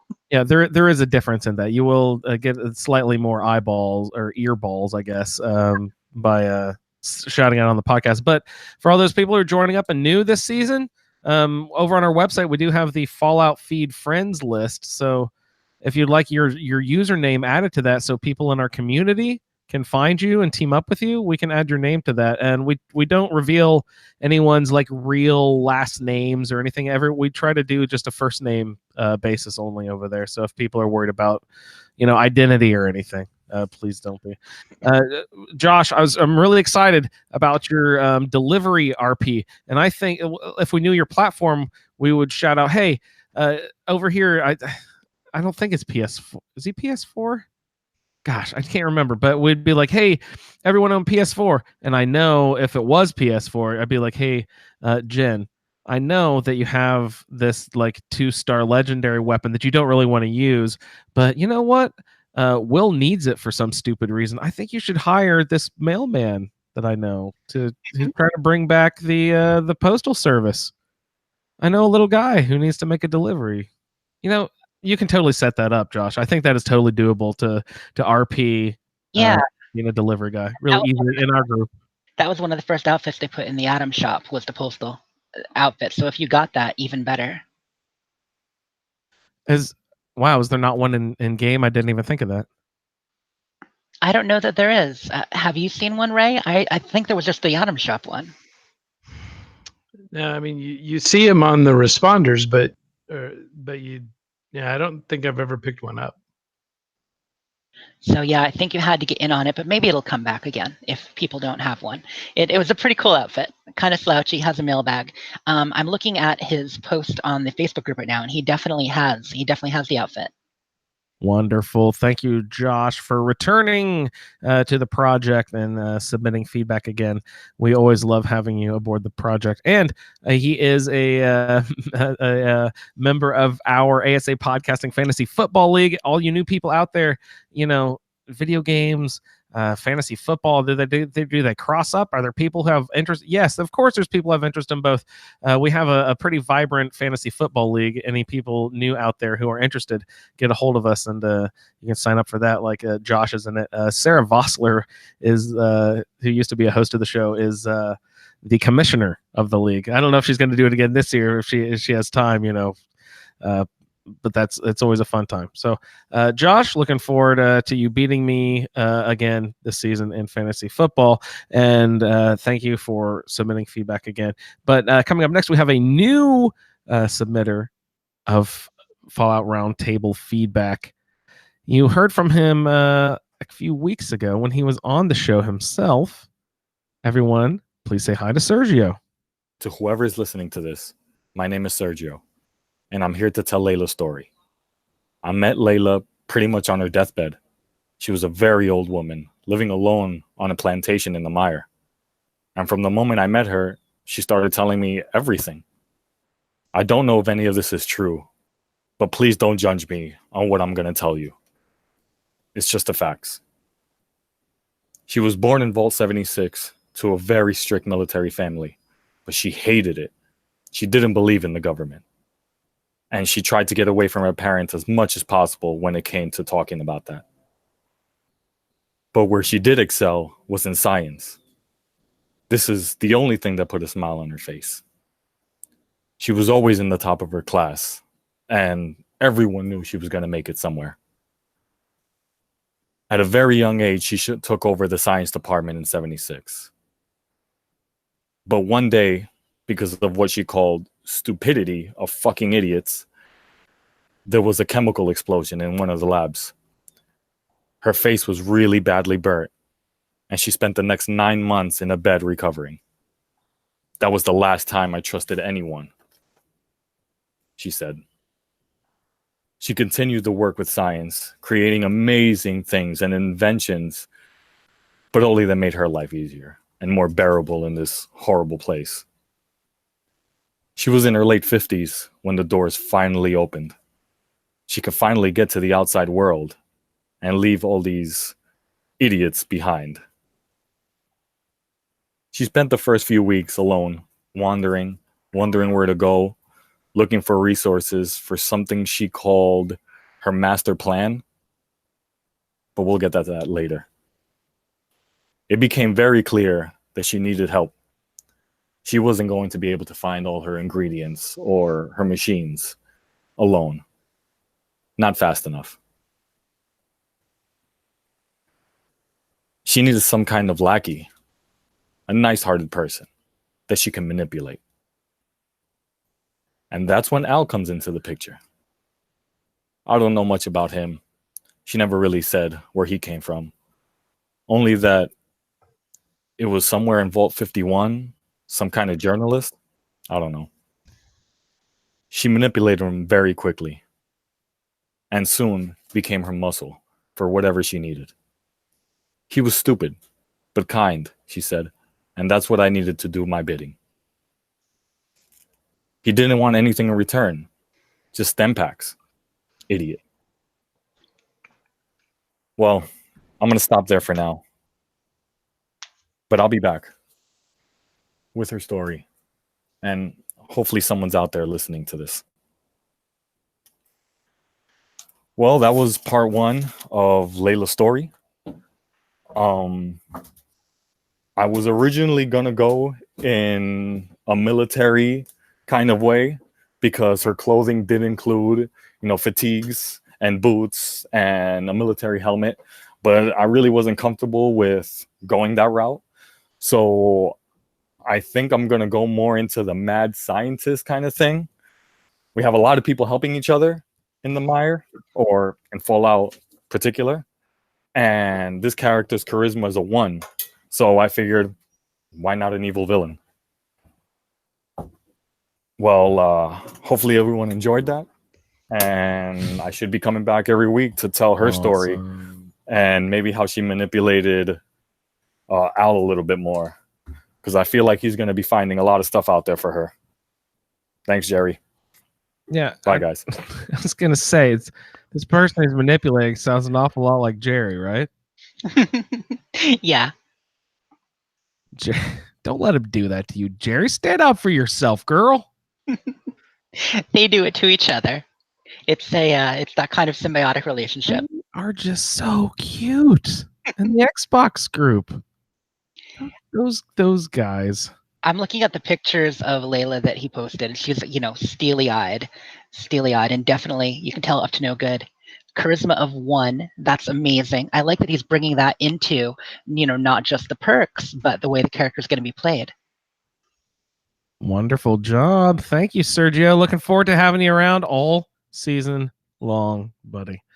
Now let's go on with Chris, who submitted. We had a few times. I remember, gosh, he submitted some really funny things he and his wife did together. I thought those were great. Chris, it's been a little while. Thank you for returning, man. Looking forward to hearing your feedback here. This is Chris here, long lost Chris from Utah. Believe it or not, I have been here the whole time listening and participating and playing, but I just haven't had the physical or emotional energy to force myself to do anything difficult. Just finishing up family emergency stuff and new baby and finishing up nursing school. Got 1 semester left and I'm freaking ready. So a lot of times I get online and play Fallout just to fall asleep for the night. So sometimes if you see me up late playing, I'm probably sitting there asleep. So but I wanted to do a quick update if I can. All the new modes are great. All the updates have been great. I've just been happier with every single update. I know Jeff does a good job saying the things I feel like I want to say, so I feel justified by listening to her and knowing that's the stuff I'd be wanting to tell the community about too. A lot of the stuff about videos we watch online or kind of news articles we read or whatever. It's kind of fun to stay up. Every day I'm watching something Fallout. So last night I wanted to go play, but it was the new update. It was only the 2 gig update. For some reason, it took 5 hours to update, so I just played Fallout 4. And I forget how perfectly customized I've got that game so dialed in with all of my mods and my custom weapons and the scenery mods. But then it just felt empty. It was like I loved going back to it, but then I was just like, well, what's my objective? What am I supposed to do? Where are my friends? Like, okay, I get that I built this town, but now what do I do with it? Like, it's just sitting there, and people are just wandering around. So 76 is, ruined me in one way and then built me up in another way. So I just love how modern and different it feels, especially compared to some of the empty areas of Fallout 4. You'd want to go run around and just shoot stuff, and then all of a sudden there's nothing really there. So you add mods to add extra bad guys and stuff like that. So that's one thing I really like about 76 is you almost just could just run around in circles and just shoot stuff all day long and never do a single mission.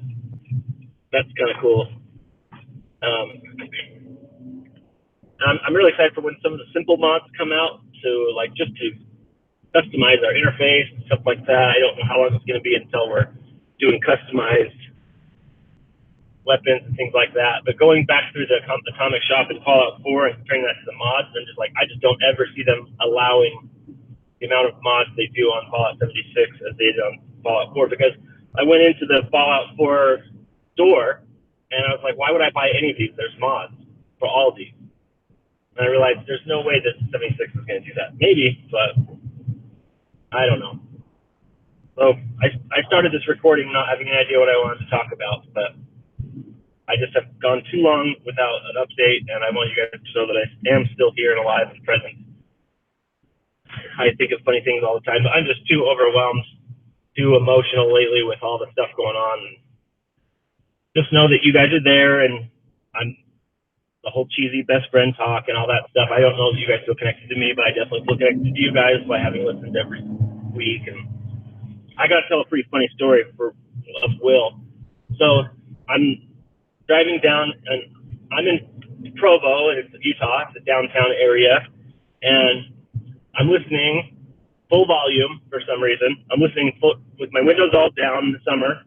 It's a nice summer day, and I roll up to some people, and they're looking at me funny, and then I realize that I have Will discussing his Fallout Roundtable character at full volume, discussing raising these stats and lowering these stats, and I realized instantly, I was like, oh my gosh, this sounds so nerdy. Will is broadcasting his special stats to the community of Provo, and I'm just sitting here listening like a nerd when people are listening to music all around me and things that seem more important than a video game on the go. But anyway, I thought it was really funny. So thanks for that, Will. I appreciated it. I love all of the input that's coming in lately. The Games Who Dame has been awesome. So fun. I did have to fast forward through the second half of the makeup hour, but the first half I realized I was listening to very intently, and until I realized, what am I doing? Stop listening to makeup talk. So that's my realistic thing. But come back and do it again, because I absolutely loved the Games Who Dame, and we need to get every gamer in here who's Dame. My wife would be a funny special guest because she only is an observer of gaming. You guys have heard her before. So anyway, I'm rambling. I don't know what I'm talking about. I'm not going to start a new Fallout character. I think it's just too stressful for me. Maybe I'll go back to my first rollout one. I feel like I'm still just trying to figure out all the perks. What I might do is, because was it Phil or somebody that said something about changing your gender for an outfit? So I did do that. So I'll probably maybe roll a character, maybe get some ideas off of the new role, but I just don't know if I can make myself start a new character yet. I don't know if I can start over. I get the last of the missions, stuff like that. So, all right, I'm going to listen to this, and if I find it remotely interesting, I'll send it. If not, I'm going to delete it. Feeling cute. My delete. You bring up multiple great points in your feedback, so thank you for sending it in. And Chris, it had been a few since I'd heard from you, but it is awesome to hear from you again. So glad to have you back. And congratulations on the home stretch here in nursing school. That's quite an accomplishment. Congratulations. That from the show here. That's amazing. and we're very glad that you've been listening to us the whole time. Hopefully, we provided you with a little bit of stress relief during this hard crunch time on your way through finals and finishing nursing school. Holy shit, man, that's great, and a new baby on top. Fuck, that's a lot, man. I'm glad you're still around. Thanks for sending in your feedback. That's awesome. Yeah, it was great to hear from him. I do still see him pop up on Xbox every once in a while. So, just so he knows, we are thinking of him. And I hope, good luck dealing with all those stresses. And I Absolutely. loved the stat story. Sometimes, you know what, wherever you are, you got to put on your robe and wizard hat and just go for it. He does bring up a good point, though. In Fallout 4, he got to the point where he's loaded and he has all of his stuff and he's got to fine tune his stuff, but then you've done everything. What do you do? And I was going to ask Ray, what the fuck do you do when you've done you create 50,000 characters and only play them to level 12, so you always have plenty of other stuff to do, but what do you do when you have nothing to do?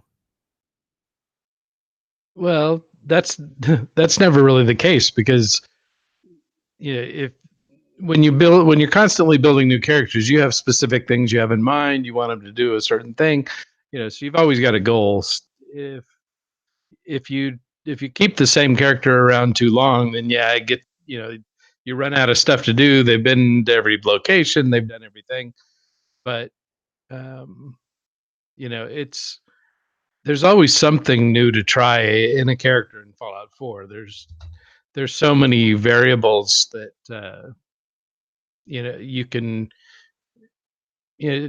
always just do something new, like when you just pull an idea out of the air, like when you and Kara were talking about Diamond City one time, and you wondered if something was possible, so I created a character to try it out and see. And you show off.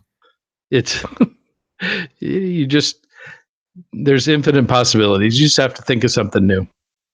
All right, Jess, is one game better than the other about always having something to do? Do you think the events and the style of that makes Fallout 76 better for longevity, or is the repetition not worth it, and Fallout 4 creating new characters all the time is what gives it its variety and the life?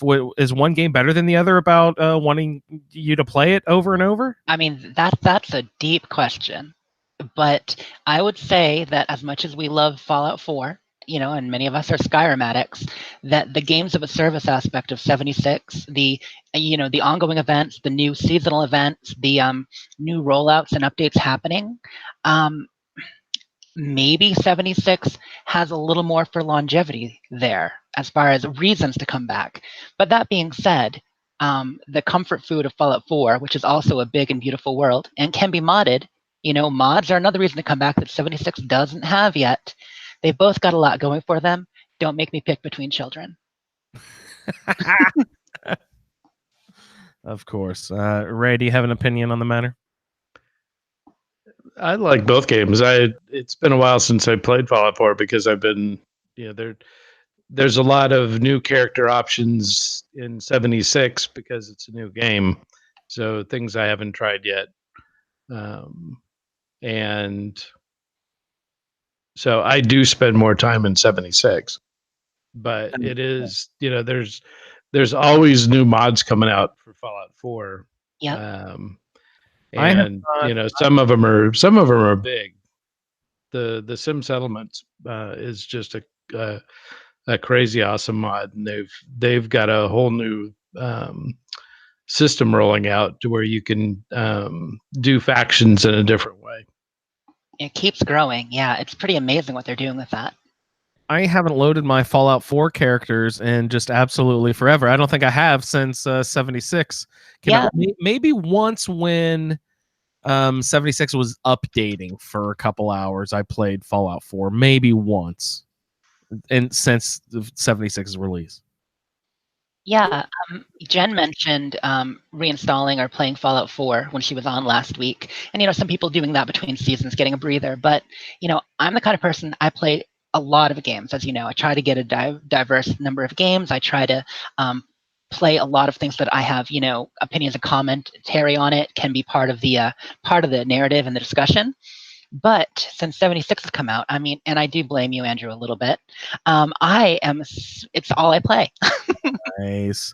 95%. Jess knows she's stepping into a shallow minefield when she starts playing the game. Hey, Andrew, have you played ... Andrew, no, Jess, I've not played ... I play Lego games with my wife, and then Fallout 76 And Mario Kart. Skyrim, and a little bit of Mario games, Mario Kart, Mario Odyssey. Although the best kart racer of all time just got its remaster re-release this past week. What is that? Crash Team Racing, the Crash Bandicoot kart game. Oh my god, so much better. I'm sorry. I like it better than Mario Kart and really? Sega All Stars Racing. Yeah, Crash Team was so good. It's a little more skill based. There are no blue shells. There are Wumpa Fruit. Great tracks, great characters. I love that game. Very so interesting. Pick that one up, and and maybe I'll start gifting you games occasionally on Xbox when they're on sale, just to try to get you to try something else. I don't know. I seriously, Jerry was like, "So what other games do you play?" And I said, "I don't." And he's like, "What do you mean?" And I said, "Well, when Fallout 4 came out, I put it into my Xbox, and then Fallout 76 came out like 4 years later, and then I'm playing that now." And he's like, "I mean, what? You didn't play other stuff?" I was like, "Yeah, I wouldn't. Other stuff doesn't go in really. My wife and I play Lego games on the Switch usually, or sometimes the Wii. We're playing Harry Potter on the Wii and stuff right now with Moses. But yeah, that I don't play. I do not play a lot of games. Ray, do you have any variety in your gameplay? You seem to concentrate on one game at a time too, right? Yeah, I mean, I bounce back and forth between Fallout 76 and Skyrim. Yeah, for your shows, but I mean, because you're the host of two podcasts. Anything special going over there at Skyrimatic these days? We're working on a roundtable there. Wonderful. So, it's moving along. We're working on episode 3, I think. Wonderful. Always fun to listen to your episodes, and I like the feedback submitted over there as well. Josh K, first time submitter. Looking forward to hearing your story, sir. Thank you so much for hopping into the project.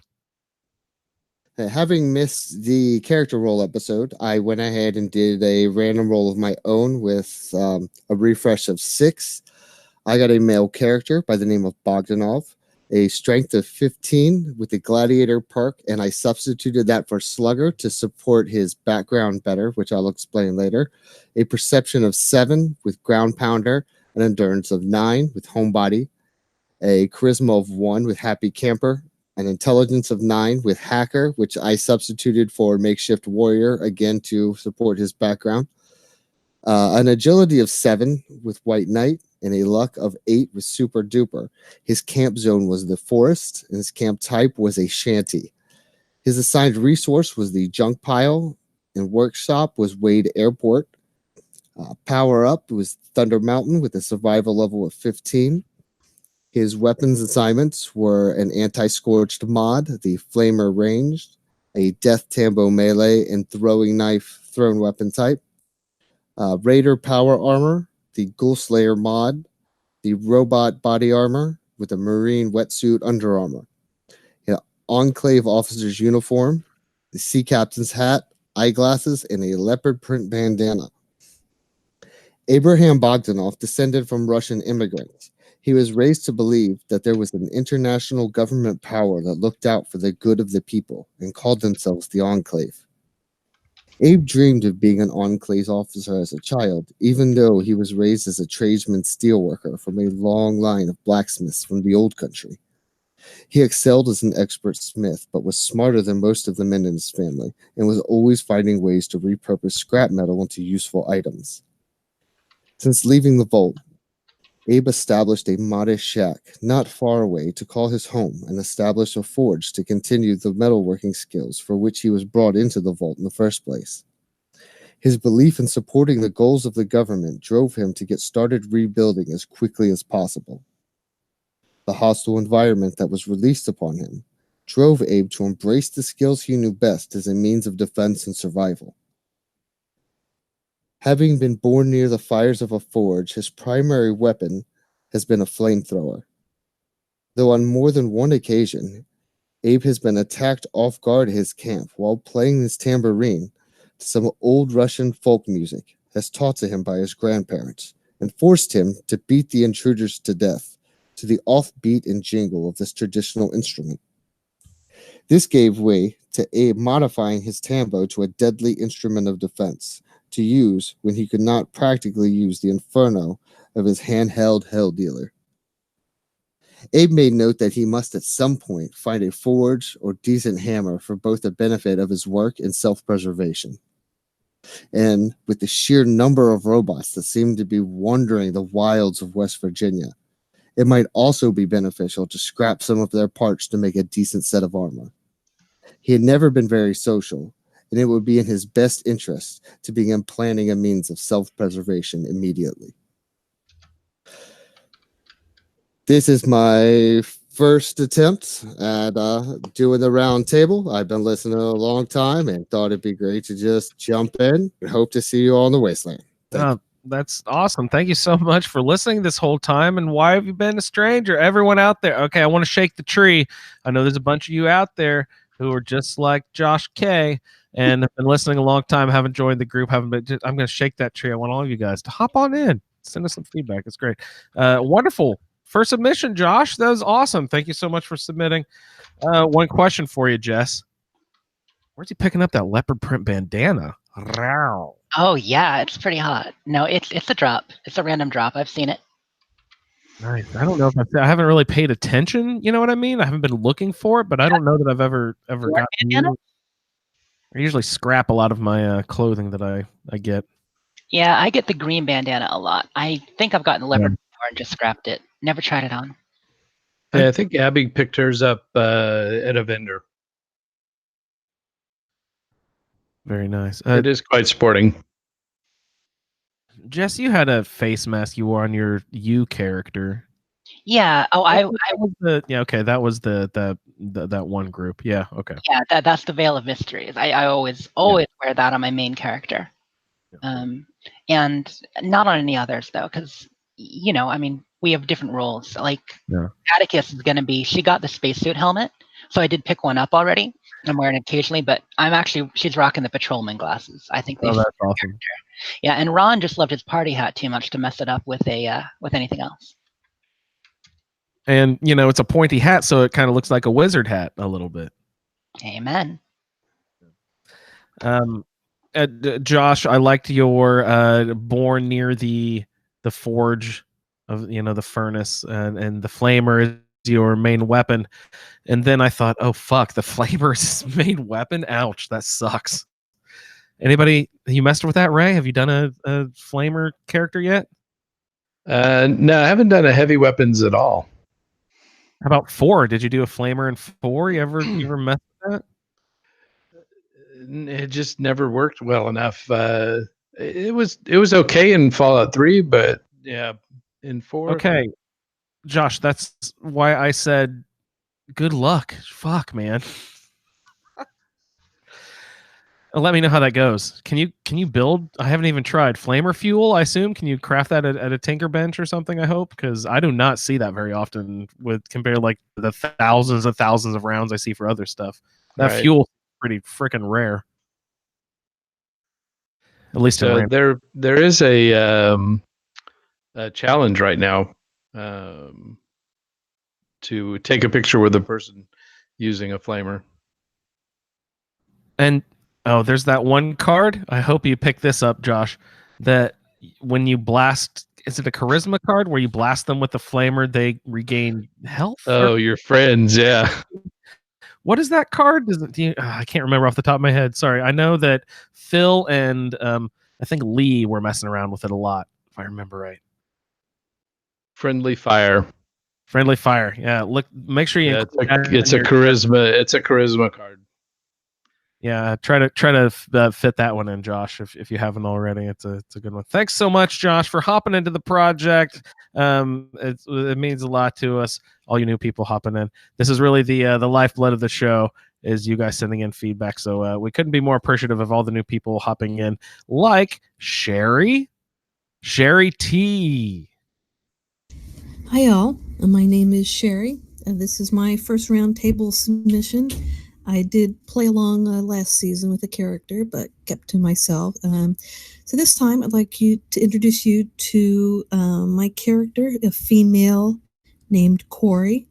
Her stats are strength of 6, perception of 6, endurance of just 1, charisma 7, intelligence 9, agility 5, and luck is the lucky stat at 15. It's going to be quite a challenge there with no endurance. In the luck category, her perk is Mysterious Stranger, so hopefully that will be a big help, but not until level 26. So I foresee a lot of dying in between now and then. Her weapons of choice, her ranged weapon is a double barrel shotgun, and her melee weapon is a protest sign, and which of course is only level 1.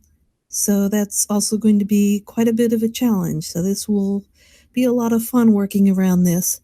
Some of the other perk cards she's going to work with to go along with that protest sign. So Expert Gladiator, which shows up at level 20. Under Perception, Panopictographist, which I can't pronounce. So maybe finding some magazines will also have to help her. Under Endurance, Professional Drinker. Unfortunately, I don't think that's going to work out because I think you need 3 points to use that, and since she only has 1 in Endurance, but I think she is going to have to do quite a lot of drinking to deal with all of her other problems.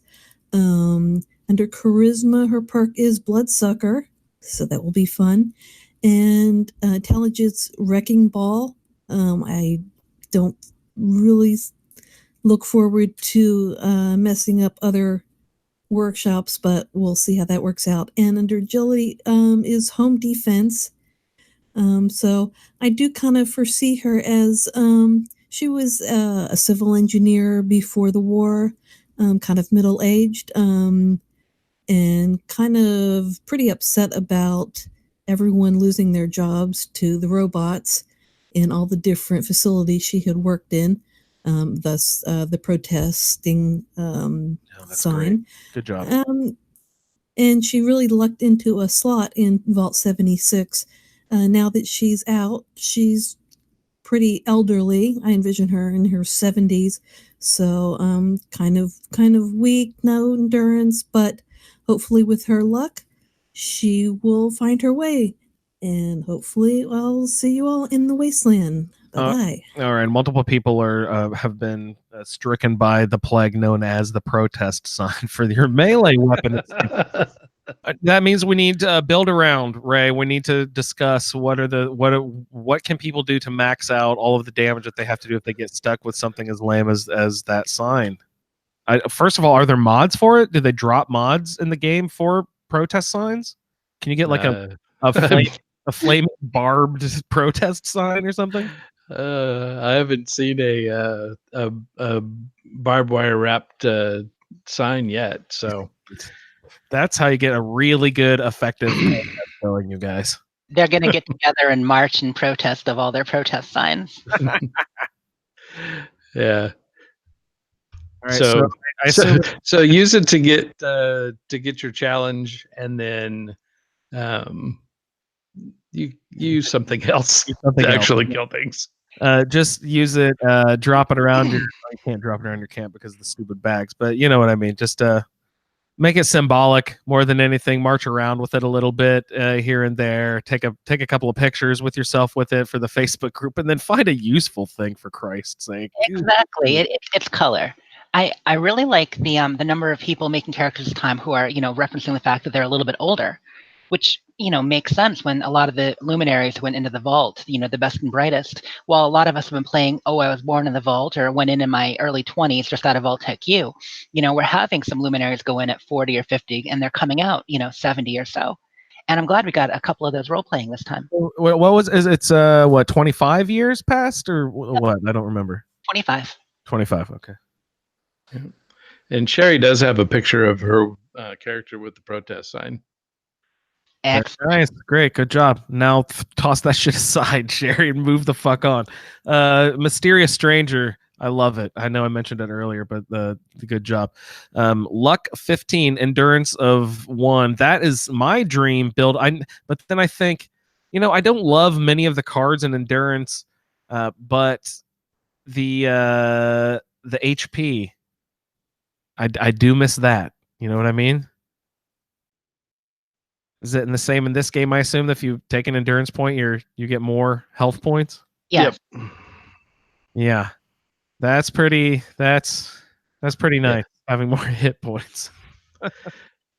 Is it health points or hit points in Fallout? What do they do? What does HP stand for? It stands for HP. Stands for HP. Okay. No, but it's health points. Yeah, if anything, hit points were a D&D thing mostly. I think no one else really. Does anyone else use that terminology? I think they just shortened it to HP. Wonderful. So Jerry, thank you so much for your feedback and welcome to the group. And it was very nice. And surprisingly, that magazine perk, there are a lot more magazines in the game than you realize. Seriously. Because they're stuck in all kinds of really weird places. Well, that's what I was about to say. You can't see them. I was about to say that you hear it chirping and you're like, oh, yay, a magazine. And then you soon realize I'm pulling my fucking hair out looking for these things. I cannot find where is it up 2 levels? I can barely hear it. Like, is it down 3? Is it over here? Like, it is a fucking horrible search to find those damn things. They really tuck them away. It's crazy. Yeah. I mean, I found them behind trash cans, in partially opened cabinets. They mentioned in the patch notes last week that they flipped some magazines right side up too. So apparently there were some upside down, easier to miss. They spawned in upside down. That's funny. Speaking of upside down, that made me think of upside down backwards or something. Jess, you were talking about the design of Ray's camp, and did you mention something about brick walls flipped inside out or something? Oh yeah, well, he's the one who did it, but so he can tell you. But yeah, he put them on backwards with a brick on the inside, which is excellent. I was because I wanted a white outside for the church, and I wanted as dark as possible on the inside, to create that eeriness. Mm-hmm. The Mothman, with hidden secrets inside. I spent lots of time build mode trying to flip something the other way, and it won't let me do it so many times. Like, is there a secret? Is there a secret? All do. Yeah, I mean, there are a couple secrets. One of the big things is just remove whatever other foundation or floor is in between it, and then it will flip the other way. Or put one floor down, attach it so it's facing out, then put the other floor that you actually want to keep in there against it, and remove the first floor you put to make sure it faces the right way. Yeah. So I just put foundations around the one level out further than I wanted to go. And then picked them all up once I was done. So that's exactly right. Yeah, that's what I'm saying. That works great. Most every bug or issue you run into in build mode, trying to make something happen, the best solution is build something around it to get rid of whatever's causing the problem, and then get rid of it. So if something's floating, attach it to a few other foundations, and you can delete the thing that's floating. If you can't get rid of a stairway, put a new stairway off to the side somewhere that's still connected to the same level of floors. Delete the one you want to get rid of, and then rebuild it. That's usually the solution. Yeah, and the one thing about turning the walls inside out is that you can't put a roof on the right way. But you could if you went up in the middle and you built, you went up to the right height, built a roof off it, and then you filled in the inside with that roof, then you could delete the interior wall, and you should have roofs inside. It's just weird. It's weird how it lets you do that. She's always got a workaround for everything, Ray. What did you do for your roof in the meantime? I just used an upper floor, Okay, that works. flat roof. Yep, absolutely. Sherry, thank you so much for submitting feedback. We're looking forward to communicating with you all season long, and welcome to the Facebook group too. Thank you for posting some pictures in there. Everyone run over and check out. There are seriously tons of stories, tons of stats, tons of pictures of everyone's characters up. So we're having lots of fun activity over there. And we'd like to post all the stats. We did that over on the Twitter too. If anyone's not in the Facebook group, refuses to join Facebook, we did post all of the stats over there on the Twitter feed as well. That's at the Fallout feed over there on Twitter. So, all right, we will continue on with one of our favorites here, our good pal Jen. Thank you so much for your feedback, Jen. Been with us for a couple seasons here now. Always a pleasure to hear from you. Hey, Fallout friends, Jen here. I have my character introduction for Tyr, who is my guy for this season. So here is his intro. Tyr couldn't wait to get the heck out of the vault. All the rowdy karaoke nights, the oppressive joyfulness, and kumbaya of vault life made him want to do nothing more than read in his room, which is what he did while the party was going on. He didn't have a lot of friends in the vault, and most people had dismissed him as some sort of mean, oddball misanthrope who never wanted to play soccer or participate in any of the other vault activities. The truth was, the only place he could find peace was in the hum of the reactor room, while everyone else was at some overseer-approved movie night or something. Here he could be alone, and he could get some reading done, even some writing done, without someone looking over his shoulder to ask what he was working on. Tyr wasn't necessarily a pessimist. He really didn't hate people, but the shiny, happy vault tech life felt dishonest somehow, and he hoped that beyond the great big vault door, there was another way to live, and maybe there were other people out there that felt the same way. Tyr was reasonably strong and could endure quite a beating as he learned at the hands of the kids in school. As a kid, he was a scrawny boy, kind of quiet and a bit of a bookworm, which seemed to be an invitation for the other kids to use him as a human punching bag. He was also quite sensitive, which led to the terrible nickname Tyry. It was just a mispronunciation of his actual name, and the lack of creativity disappointed him even more. A long time had passed, 20-some-odd years, and since then, while he was still not very agile, he grew to be a tall, gruff, broad-shouldered, tough guy who learned to fight back. No one dared to make eye contact with him anymore, and he wasn't sure if it was out of guilt for the way they treated him, or if he was actually driving people away. He was hoping it was a little of both. Hiding out in his room during the party, he stayed up and read. He couldn't get to sleep with all the excitement of finally getting to see the world. He stayed up so late, he awoke the next day realizing that instead of being the first, as he had planned, he was one of the last ones out of the vault. The vault was empty, eerily so. He dreamt of seeing it this way for so long, but now that it was here, it felt lonely. Weird. Tyr had a shower and a mouthful of some sugar bombs, grabbed as many writing instruments as he could find, and headed out the door. So long, vault life. On to a new adventure. So that's my intro for Tyr. I've gone through several mispronunciations and pronunciations of his name, and I've settled on this one. His special stats, as you might have gathered from the story, his key stats are strength, endurance, and intelligence, the highest one being endurance at 15. I'm not going to go through all of his character roles, but I will say that his weapon modifier is hunters. I'm going to build him into kind of a survivalist character because of his high endurance. So hunters will be really helpful when capturing and hunting food. His ranged weapon is a Gatling gun, so I will build him to be a heavy weapons user. And melee is war drums, so I'm assuming that is going to be two-handed. Two-handed and heavy weapons is going to be a lot of fun to play with.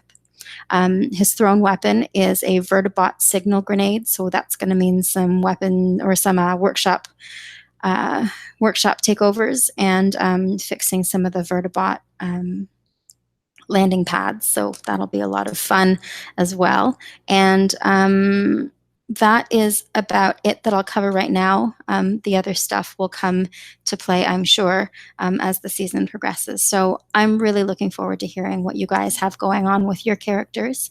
And thanks so much for listening, and I will look forward to seeing you all in the Wasteland. Awesome. I always love hearing your stories, Jen, and looking forward to hearing them all season long. So, Tier getting his butt handed to him, getting beat up, poor kid. But we're looking forward to hearing him get back at everybody, right? Yeah, so good. He sounds scrawny and but scrappy. You know what I mean? The way she writes about him, it sounds like he's really intelligent and scrappy. So he'll be a good role play. Yeah, wonderful. Looking forward to it, Jen. Thanks a lot for submitting feedback.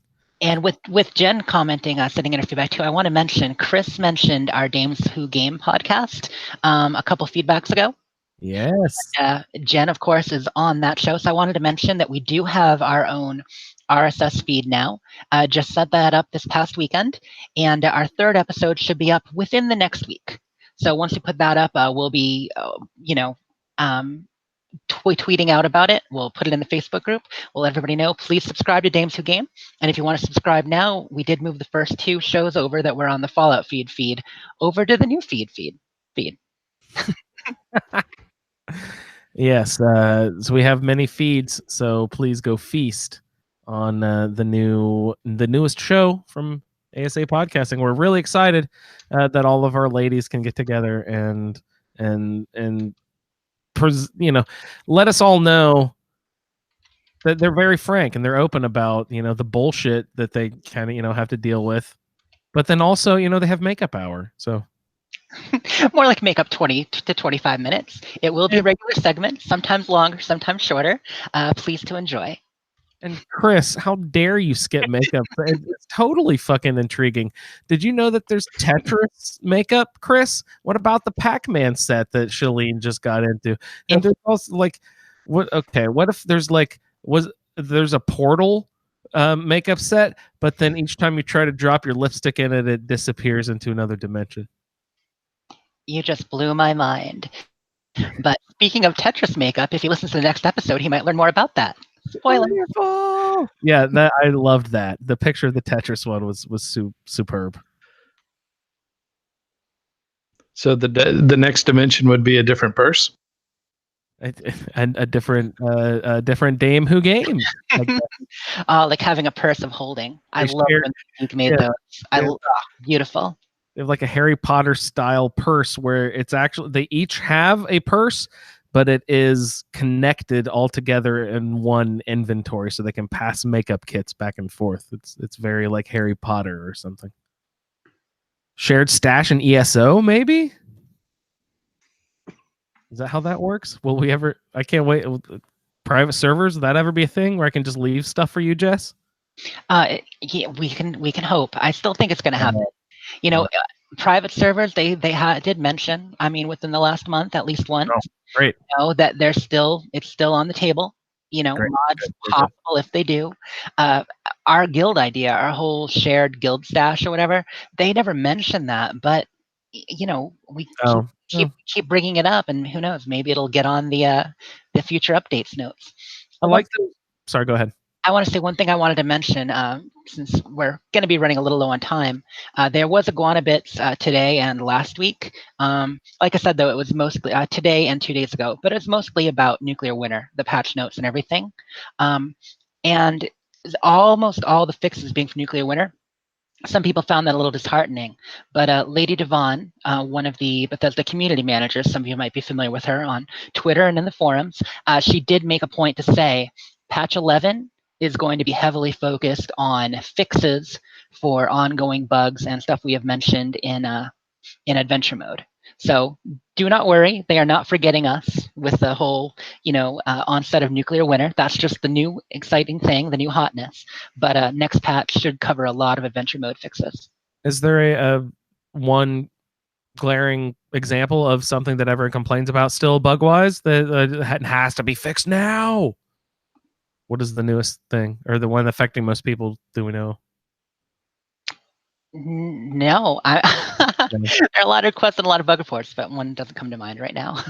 So at this point, just stability is all it is. Yeah, just fucking crashing incessantly the last 2 weeks. Yeah, I blame you, fucking Fire Ring guys.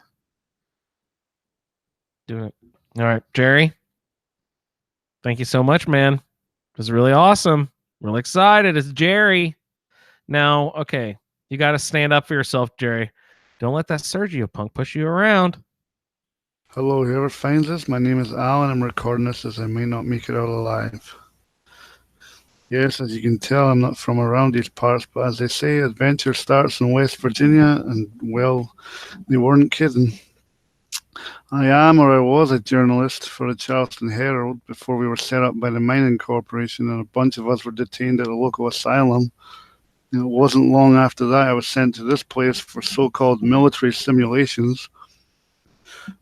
Luckily, my time spent working for Charleston Herald has taught me a thing or two about hacking terminals, and the years spent in this goddamn vault, I finally figured out my way around these power grids. These virtual war sims has also taught me a way around a pistol or two, so it's definitely going to be the armory first, and then I'm going to share a whiskey with our friendly, never-to-be-seen overseer and explain how it's in everyone's best interest to let me leave. So goodbye, Vault 51. Damn, they really made 50 more of these? Well, if I make it out, who knows, maybe I'll swing by the old asylum, pick up some of my old mates, and pay the mining CEO a visit for old time's sake. My character is a male build. I'm assigned to using pistols. My high is a 15 in luck, and my low is a 1 in perception. The ash heap will be my homes, and I've got to build a monument, so naturally I'm going to build a castle. Thanks. How are we going about building a castle? It's like I know there's brick, but there's no like stone. Is there? Can you stack foundations up to make them look like stone castle?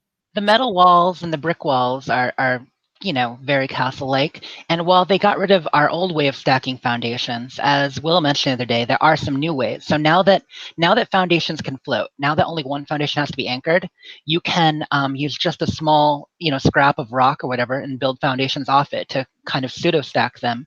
Or if you use the one with the ramps, the foundations with ramps, you put 2 of those going up. It'll be the whole height of a foundation. You loop them around, connect the next row of foundations to it, and you can artificially stack them that way too. That's crazy. So there are ways now, but I think for a castle, the metal walls are pretty good. Well, and how high can you stack those concrete defenses? Oh, that's true. The ones with the rings? Yeah. Yeah, they go pretty high. I mean, they cover at least 2 stories individually, and if you stack them, you could get 4, I'm sure. Yeah, and they're already kind of curved, so Mhm. you could on the corners, yeah. Yeah, they latch together nicely. That's a good point. Good call, Ray. Looking for the creativity. Excited to see it. All right, Jerry. Let's see your castle, buddy. It'll better be good.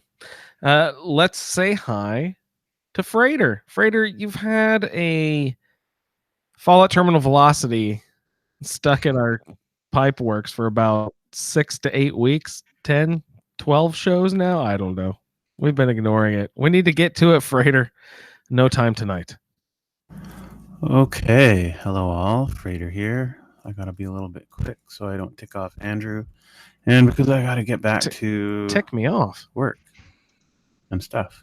So anyway, let's get to it. Thorn was my round table character that Ray rolled for me. Thank you, Ray. Anyway, so Thorn with an E, male. This is, I'm pretty sure, my first character I've ever played that only has a strength of 1. Not sure how I'm going to work that out, but hey, perk card is Heavy Gunner. Yeah, awesome. Not what? But everything else looks great. Perception 8, endurance 9, charisma 7, intelligence 5. That's a little low, but whatever, I can handle that. Agility's 15, luck of 11. Yeah, I got my camp out in Ash Heap. Not sure what I'm going to do with all the gold that I get with my resource, but whatever. Rough Sleeper sucks. I like having a nice camp, but it's doable. It'll keep me on my feet, right? Nowhere to stop. Having trouble finding all this clothing stuff I need for my character. Fashionac giant mask. I don't think I'm going to find that anytime soon. Leopard print bandana. They're all over the place. Looking forward to the fashionable glasses, but haven't seen them yet. Anyway, all that stuff will be fine down the road. T51 power armor. That's great. Zealot's armor modifier. Yeah. I like the wood body armor, but as soon as I get my T51, I'm sure I'll be sticking with that. So the armor won't be a factor, really. It'll be a while before I have Brotherhood soldier suit, too. Definitely happy with the Gauss rifle and all rise for my weapons. I don't think I've ever used a hallucinogen gas grenade yet. I'm not much on the explosives. So, looks like I'm breaking out of my shell there. Yeah, so for the backstory, Thorn, I'm kind of not totally sure where I'm going with this backstory, but basically he's the runt of a big family. I mean, that's given with his strength of 1. He's certainly skinny and stringy. With all that agility, he's jumpy, a little sketchy. Certainly looks like it too. But it's interesting, as I've been playing this character, I've been playing on Xbox instead of PC, and everybody seems to want to come up to me and hit me. Is he that ugly? Should I start over and make him pretty? I don't know what to do here. Anyway, I guess I'll figure that out down the road. Yeah, really, that's all I have for backstory and all that stuff. But, also I have a confession to make. Survival level 11. Yeah, no, I don't do survival. Not going to happen. Sorry, everybody. I know I'm a disappointment. Hopefully you'll forgive me. All right, I should cut it off here because I really do need to get back to work. And I don't want to waste too much time and tick off Andrew. Thanks, everybody, and I'll see you in the wasteland. Again with the tick off Andrew, what's the deal? It's like, did I spend 13 minutes on a rant about it earlier or something, Freighter? Oh, wait, I did. Sorry. No, Freighter, come on. You know, we're in love. Especially the Thorn with an E at the end. Again, Codsworth needs to know that E is there. The strength of 1, that's really unfortunate. We need workarounds for that, of course. What are you going to do to up carry weight? Jesus, that's just a mess when your strength is so low. Now, what is he going to do with his gold scrap? My instinct, Jess and Ray, with gold scrap is you mine it and you fucking sell it. It's now your currency. That's what I would do. It makes good currency. You can get 2 for it easier than most things, but you use it in making vault suits. You use it in making the man Civil War outfit. So there are some good crafting alternatives there too. Is there a market for making those outfits? Will people purchase those in a vending machine? They will, but especially they just sell for 2 vendors for more caps than most outfits, even though they've been nerfed a little bit. So it's a great way to make money. You can pop in and 5 cloth, 1 gold equals 1 outfit, which you can sell for 18 to 22, depending on your charisma. Okay. To a guy. Yep. All right, so that makes sense. So you make a bunch of those and you sell those outfits over at the White Spring or whatever. Oh, speaking of the White Spring, Frady, you said you're looking for the fashionable glasses. Correct me if I'm wrong, you guys. I think I've found fashionable glasses plenty of times over at the White Spring, the golf course thing over there. Yeah, where the majority of the golf outfits are.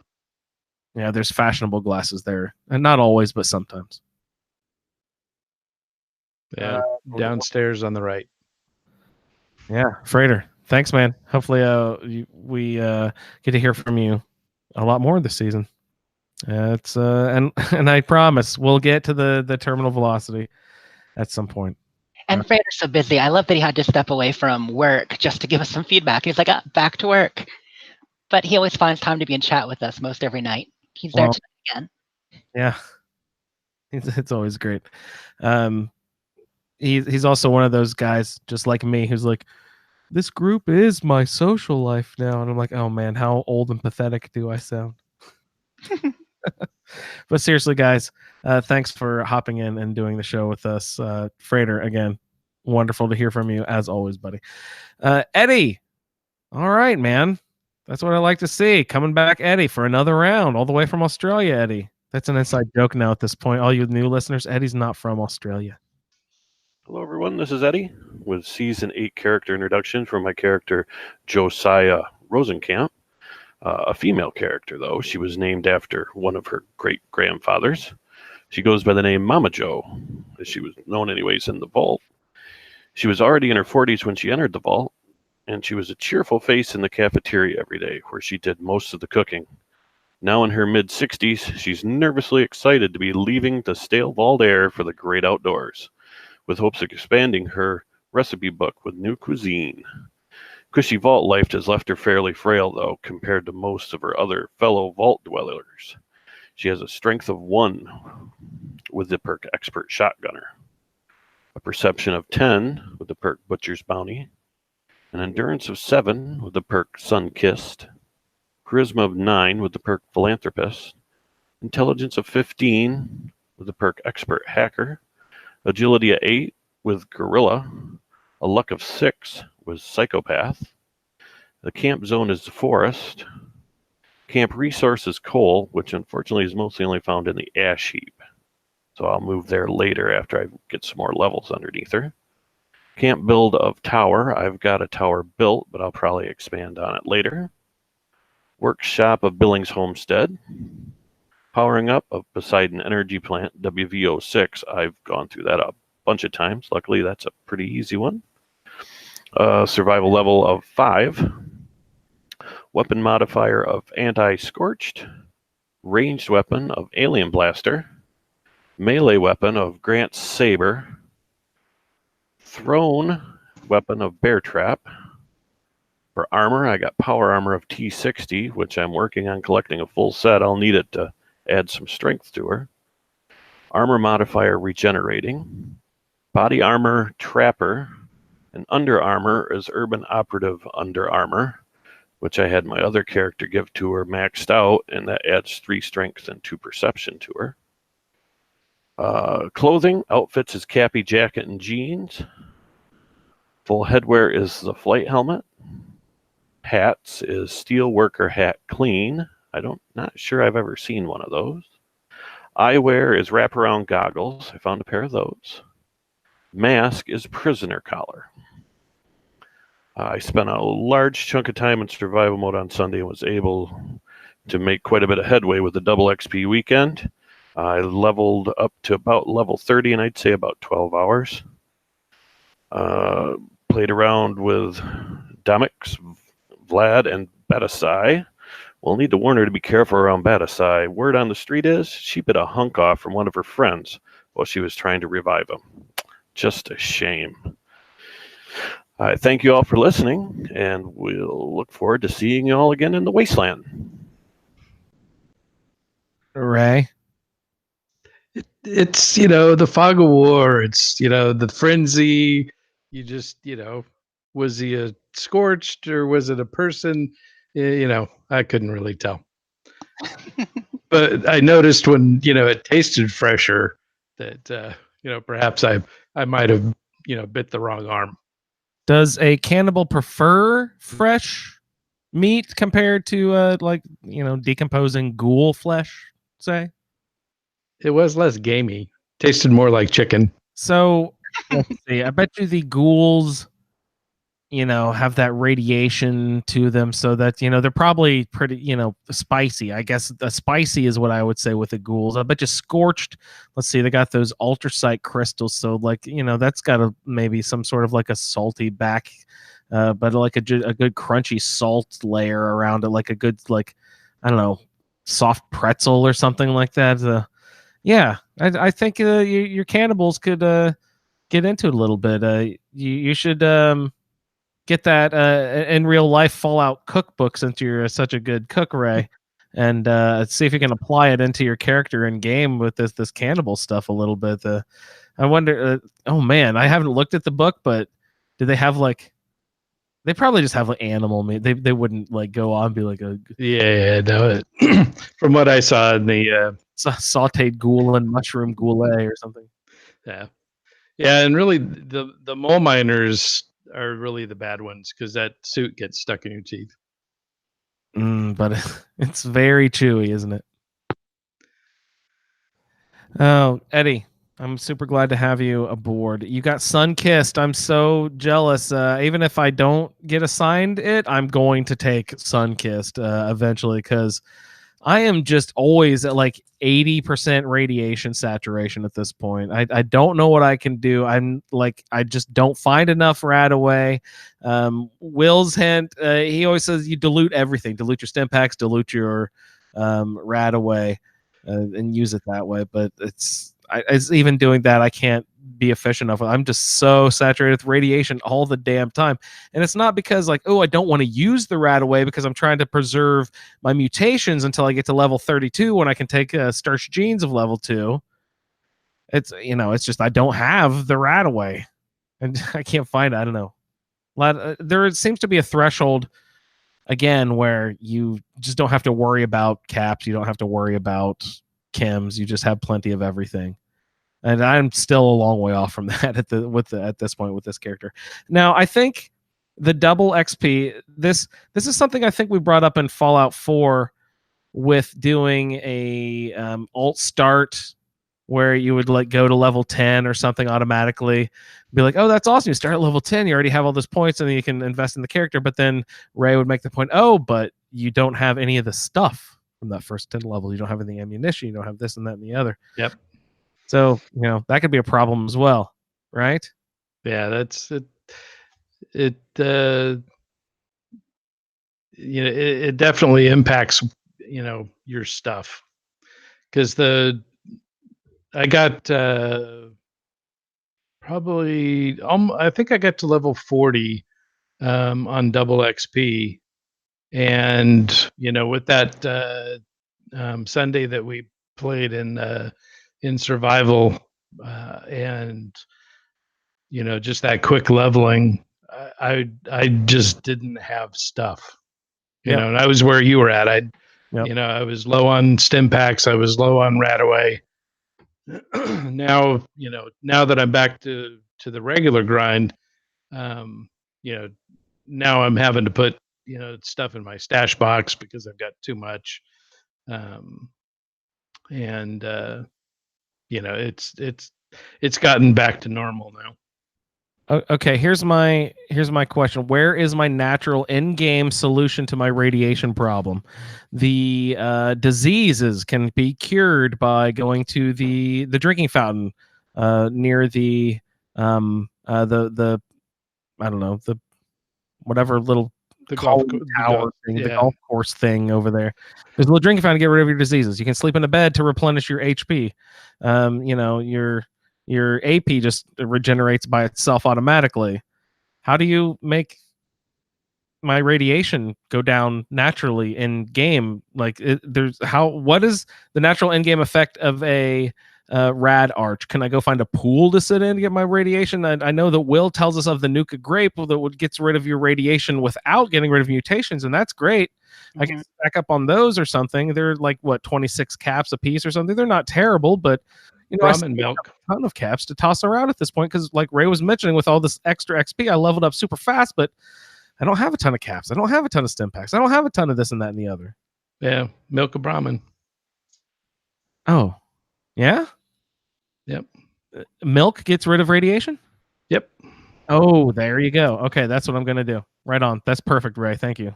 Wait, no. I need plans for that. Fuck. Okay, how do you do that? Can I buy those plans? You don't need a plan to milk a Brahmin. Fertilize? No, to put one in my camp. I need a... oh, yeah. No. You can milk them. Ray, that's a default one. I can't figure out these udders. Can you draw me up a map about how to work these teats, please? From top to bottom. Squeeze nice and slow. Be gentle on her. And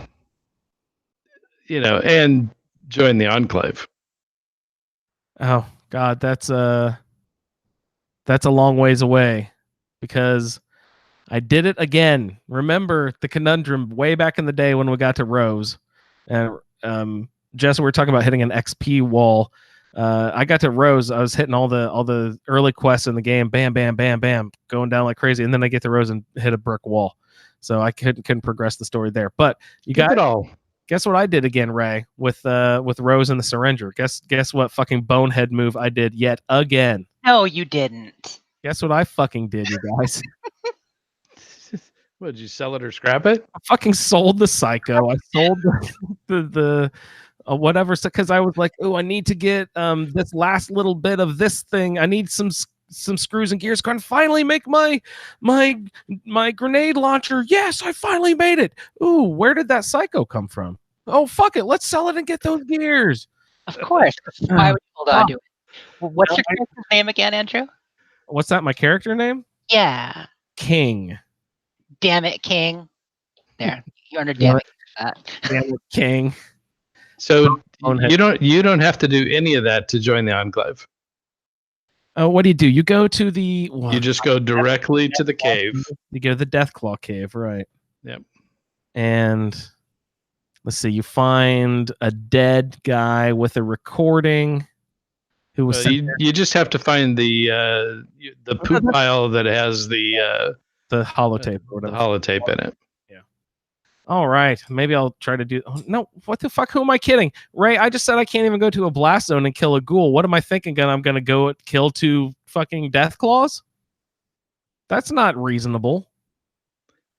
So if you run right down the middle to the platform where the vault door is, they don't go up there. And can I just wait for them to fuck off and I'll run down to the nest then and get the holotape, or do they eventually? Yeah, if you stand up there and shoot at them, they go and hide. That's the game AI, protecting them from just standing there and letting you, blast away at them. Yeah, and there are a couple routes. You can stealth your way through and grenade them a bit and run up to like the path up the top left side too.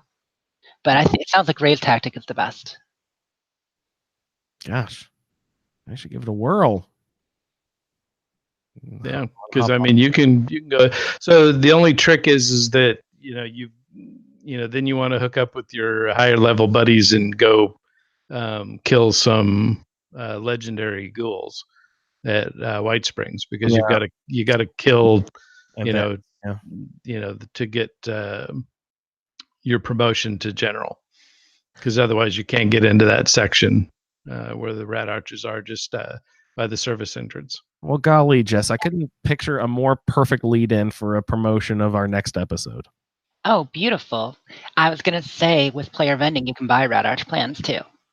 Probably not cheap, but... Yeah, those would be pricey. Still, again, I'm at like, in the ballpark of, 100, 200 caps and below at this point. But yeah, the best way to get rat archers, or the most, normal way, would be by killing the Scorchbeast Queen. And which is harder than ever to do. It has gotten hard again. What's going on? Because I mean, you can't. You have to do significant damage to get any credit for it. You can't just shoot them 2 or 3 times and think you're good. Yeah, I think they upped her damage threshold or damage resistance again. I mean, or maybe it's just because a lot of people are playing Nuclear Winter. So even though we're getting 8 or 10 people showing up, I've only failed 1 Scorchbeast Queen fight, but the last 2 or 3 I've done, share health has gone down way slower. And I mean, I think it's just that we have a few less high-powered people there. But I mean, I'm doing 300. I'm not like one of these, 1,000 or 1,200 hitters. But I'm doing at least 300 with my bloody shotgun and stuff. And I'm sure a lot of other people are too. And she's going down so slow. Well, but what I'm talking about is that you could be there. You can get some shots in on her, and somebody else is able to to kill her. Yeah. You don't get credit for the kill. Did they change the threshold there? I don't know what it is exactly, but it is higher than I was able to do at low levels. My gun was doing 3 or 4 per shot. And so I probably got it up to pretty close to 100 hits by the time by the time she was dead. I got no credit for it. I got credit for the event, but nothing from the queen. Oh, okay. So you got the rewards for finishing Scorched Earth and doing the quest, but you didn't get anything off the queen's body? Correct. It may have just been a bug then. I mean, that's always there's always that possibility. Yeah, it's happened 3 or 4 times, and it's also happened with other like the sheep squatch. How about ghouls running through White Springs? So you're telling me that what they're trying to do is prevent me from doing my, hey, Alex, let me hit one thing once and that thing once and that thing once and that thing once, and then you go swipe them all out, and then I'll get 300 XP a pop. That's what they're trying to prevent, right? Yeah, it still works on ghouls because they're low enough, that your percentage of their total hit points is higher. Sweet. That'll work for me. That still works. All right, I need to hook up with a high level. That's the thing, though. I was a little bit too good at convincing people to start new characters, so we're all fucking level 20. I'm like, where's the high level people logged in? Everyone's fucking low level. And I was like, oh, Alex is high level. That motherfucker will not leave the nuclear winter mode. That guy's got it. He's committed. Like level 8,000. I'll jump on one of my higher level characters and help you out. And I think was it Keith or somebody said they were the other day jumping on the regular character. So we had to get the double XP weekend, but I know you tend to switch over completely when we have a roundtable character, but I'll probably be back and forth on my main off and on. Yeah, I like to commit to a new character and max them out as fast as possible. Yeah, Keith did mention that he was going to go back to his other character. Do you know, was that out of like frustration on some level? I think it was just for the large variety of content available when you're higher level. I don't remember what it was he said exactly, but I think there was something he wanted to do that he couldn't do, on his roundtable character.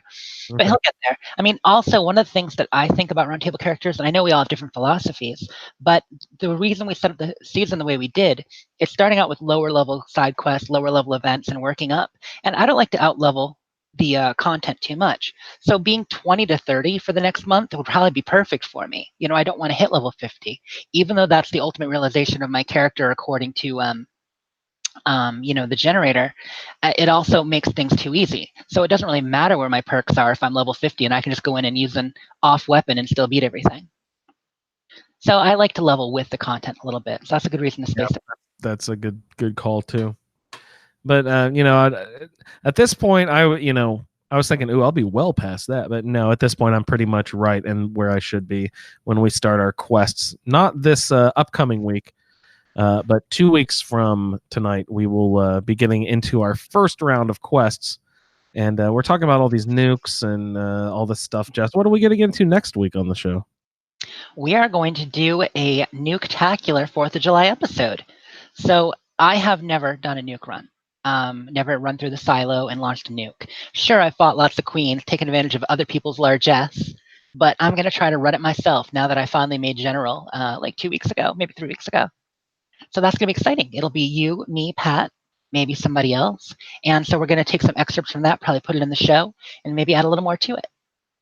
Oh, that's awesome. I was going to ask you if you wanted to add a fourth to the party or even another party to the party. And then I was like, wait, well, our Twitch broadcast, and we have to think about audio and broadcasting, or I guess we do the Xbox broadcast. I don't remember if Twitch picks all that up or not. We'd have to figure all that stuff out. Yeah, as long as they select that they want to be included in the Twitch chat, they'll be included. If they don't select, then there'll just be sound gaps when we're talking to people. Right on. So Saturday night, if you want to watch live on Twitch, everybody get ready for Jess's first launch, and we're going to try to escort her through that process. And I even got the grounded mutation, so energy weapons do less damage, so I can take on those robots.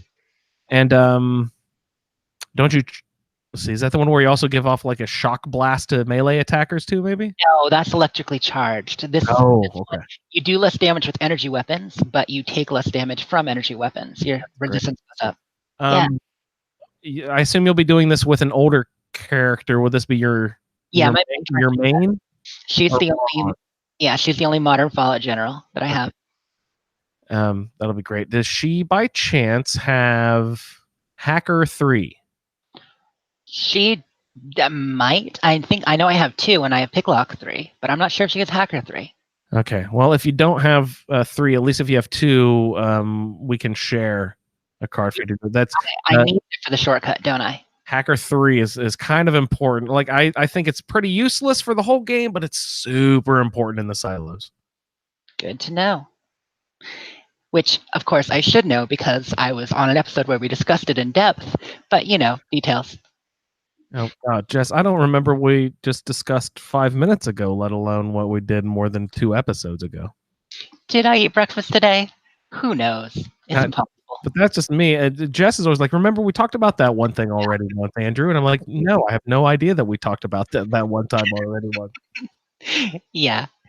We keep track so you don't have to. Yeah, that's great. I'm glad somebody is, at least. For the grand finale for the show tonight, last but of course not least, one of our favorites, the storyteller of our group here, a person to tell stories with such delicate weavings. We all love it to death, especially when presented stories in the visual realm. A photographer galore. Or not galore. What's the word I'm looking for? Extraordinaire. A photographer extraordinaire. I bring to you, everyone, our finale this evening. Will, thank you, Will. Hello, Will here to introduce my Season 8 character, Rebecca, and to give you a little bit of his backstory. Rob Eckhart was born to Julia Eckhart, daughter of the infamous Joseph Eckhart Sr., who founded Eckhart Unlimited, and then eventually declared his loyalty to Communist China during the height of the resource wars and moved there. Julia and her brothers, Joseph Jr. and Thomas, stayed behind and worked diligently to remove the stain from their family name, after which Thomas became obsessed with eradicating communism and began accumulating power by any means necessary to promote his agenda. At an early age, Rob was in school when a teacher pronounced his full name, Rob Eckhart, too quickly, and a friend said it sounded like she had called him Rebecca. Friends, being how friends are, began calling him Rebecca, and the name stuck throughout the years. It was also around this time that Rebecca began admiring his Uncle Tommy's rise through the political system, though naive to his disreputable methods, and aspired to one day be like him. It was his Uncle Tommy, who was Secretary of Agriculture at the time of the Great War and who would eventually become President of the United States, that used his political clout to see Rebecca safely inside Vault 76. His time inside the vault was somewhat difficult. A few residents accused him of having communist sympathies like his grandfather and believed him to be a mole planted inside the vault. Others heard rumors of his uncle's unscrupulous activities, and Rebecca would occasionally overhear whispers about he and his uncle when entering a room. Rebecca, who loved his Uncle Tommy and believed him ethical, was unwilling to listen to slanderous accusations and would defend him vehemently. Often, altercations would ensue. One particularly nasty incident in 2086, after hearing his uncle was dead, or at the very least missing, left Rebecca with a large scar of his left eye from forehead to chin, as well as a stay in the medical wing for several days. Still, he did have some close friends in the vault, most notably Anderson and Tiare, who were willing to get to know him and believed Rebecca to be a good person, despite the Eckhart surname. Once the vault door opens, he plans to search for his uncle and uncover the truth about his activities and disappearance while making a name for himself in the process and bring prestige back to the fine Eckhart name. That does it for Rebecca's background. I tried to be careful about not breaking any lore. Julia is an actual character in the Fallout universe, but very little is known about her. I couldn't find any information whether she has children or not. So I decided this was open territory and made my character a son. Mostly because I thought the name Rob Eckhart sounded close enough to Rebecca. But also I found it fitting that he would have ties to the Enclave based on being assigned the urban operative. Under Armor. Another assigned card is Spiritual Healing, which is what I imagine his journey upon leaving the vault is actually all about. Rebecca's specials and accompanying assigned perks are Strength 6 with Bandolier, Perception 8, Pick, Lock, Endurance 8, Dromedary, Charisma 1, Spiritual Healing. I'm attributing his lack of charisma mostly to the preconceived notions of the Eckhart name and how defensive he is over it, as well as the unsightly scar on his face. Intelligence 10, makeshift warrior. And due to its low strength, I'm not so sure I'll be doing much melee, so I may focus on demolition expert in this category since I've pretty much never ever used grenades or other explosives traditionally. Cool. Agility 8, evasive.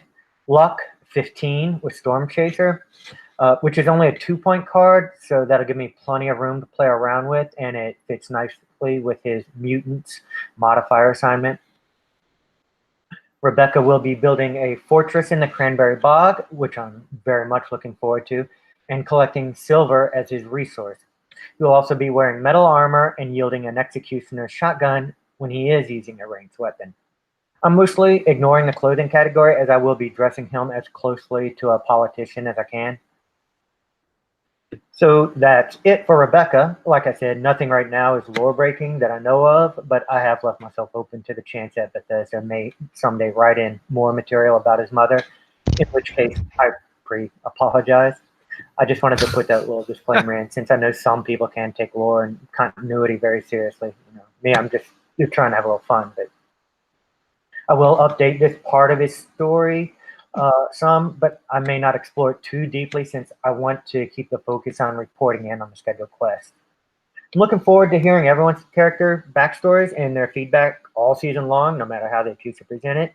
So, goodbye, and I'll see you in the wasteland. He brings up a good point, is sending in his feedback for the assigned quests. One thing that I do want to stress with your feedback, everybody out there, is we are all doing the same exact quests. So we're not exactly looking for a walkthrough of I went here, I did this, I went here, I did this, I went here, I did this. What we really want is for you to take your role, your character, and explain why you had to play that situation in a different way from anyone else would. We want to know what aspects of your character role make it a unique experience for you. Those are the experiences we really want to hear. Jess, Ray, Pat, and I will be doing the basic sort of walkthrough in our characters. What we want to hear from you guys is the weird shit you get into and the weird silliness and the stupid situations you have to go through, the corners you have to cut, all that stuff that you have to do because of the weird roles that you were assigned by your character generator. So be sure when you enter, we love hearing all these great varied background stories of all your characters. So really take those backgrounds that you've all developed now and really let those backgrounds push your character through these quests. And we want to see your feedback really through the lens of those characters, not just a walkthrough. I went here and I did that. Yeah. So we're looking forward to this the whole season long. Everybody, again, such a great batch of feedback. I can't believe this. Wonderful job. Thank you, Dwight, Mark, Leon, Eric, Beardy Sai, Josh, Sergio, Chris, Josh, Sherry, Jen, Jerry. Oh my goodness, Freighter, Eddie, and Will. Holy cow. Guys, job well done. Ray, thank you so much for hopping on the show tonight.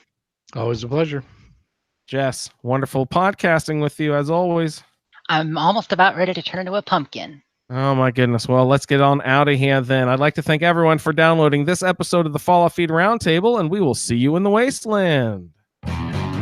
Thank you for downloading this episode of the Fallout Feed Roundtable.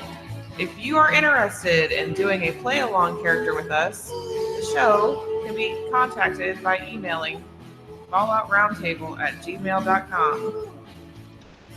For the roundtable schedule, our Amazon link, and all other show information, please head on over to asapodcasting.com, where you will find the Fallout Feed, the Skyrimatic Podcast, our YouTube channel, the Chatterbox, as well as other content.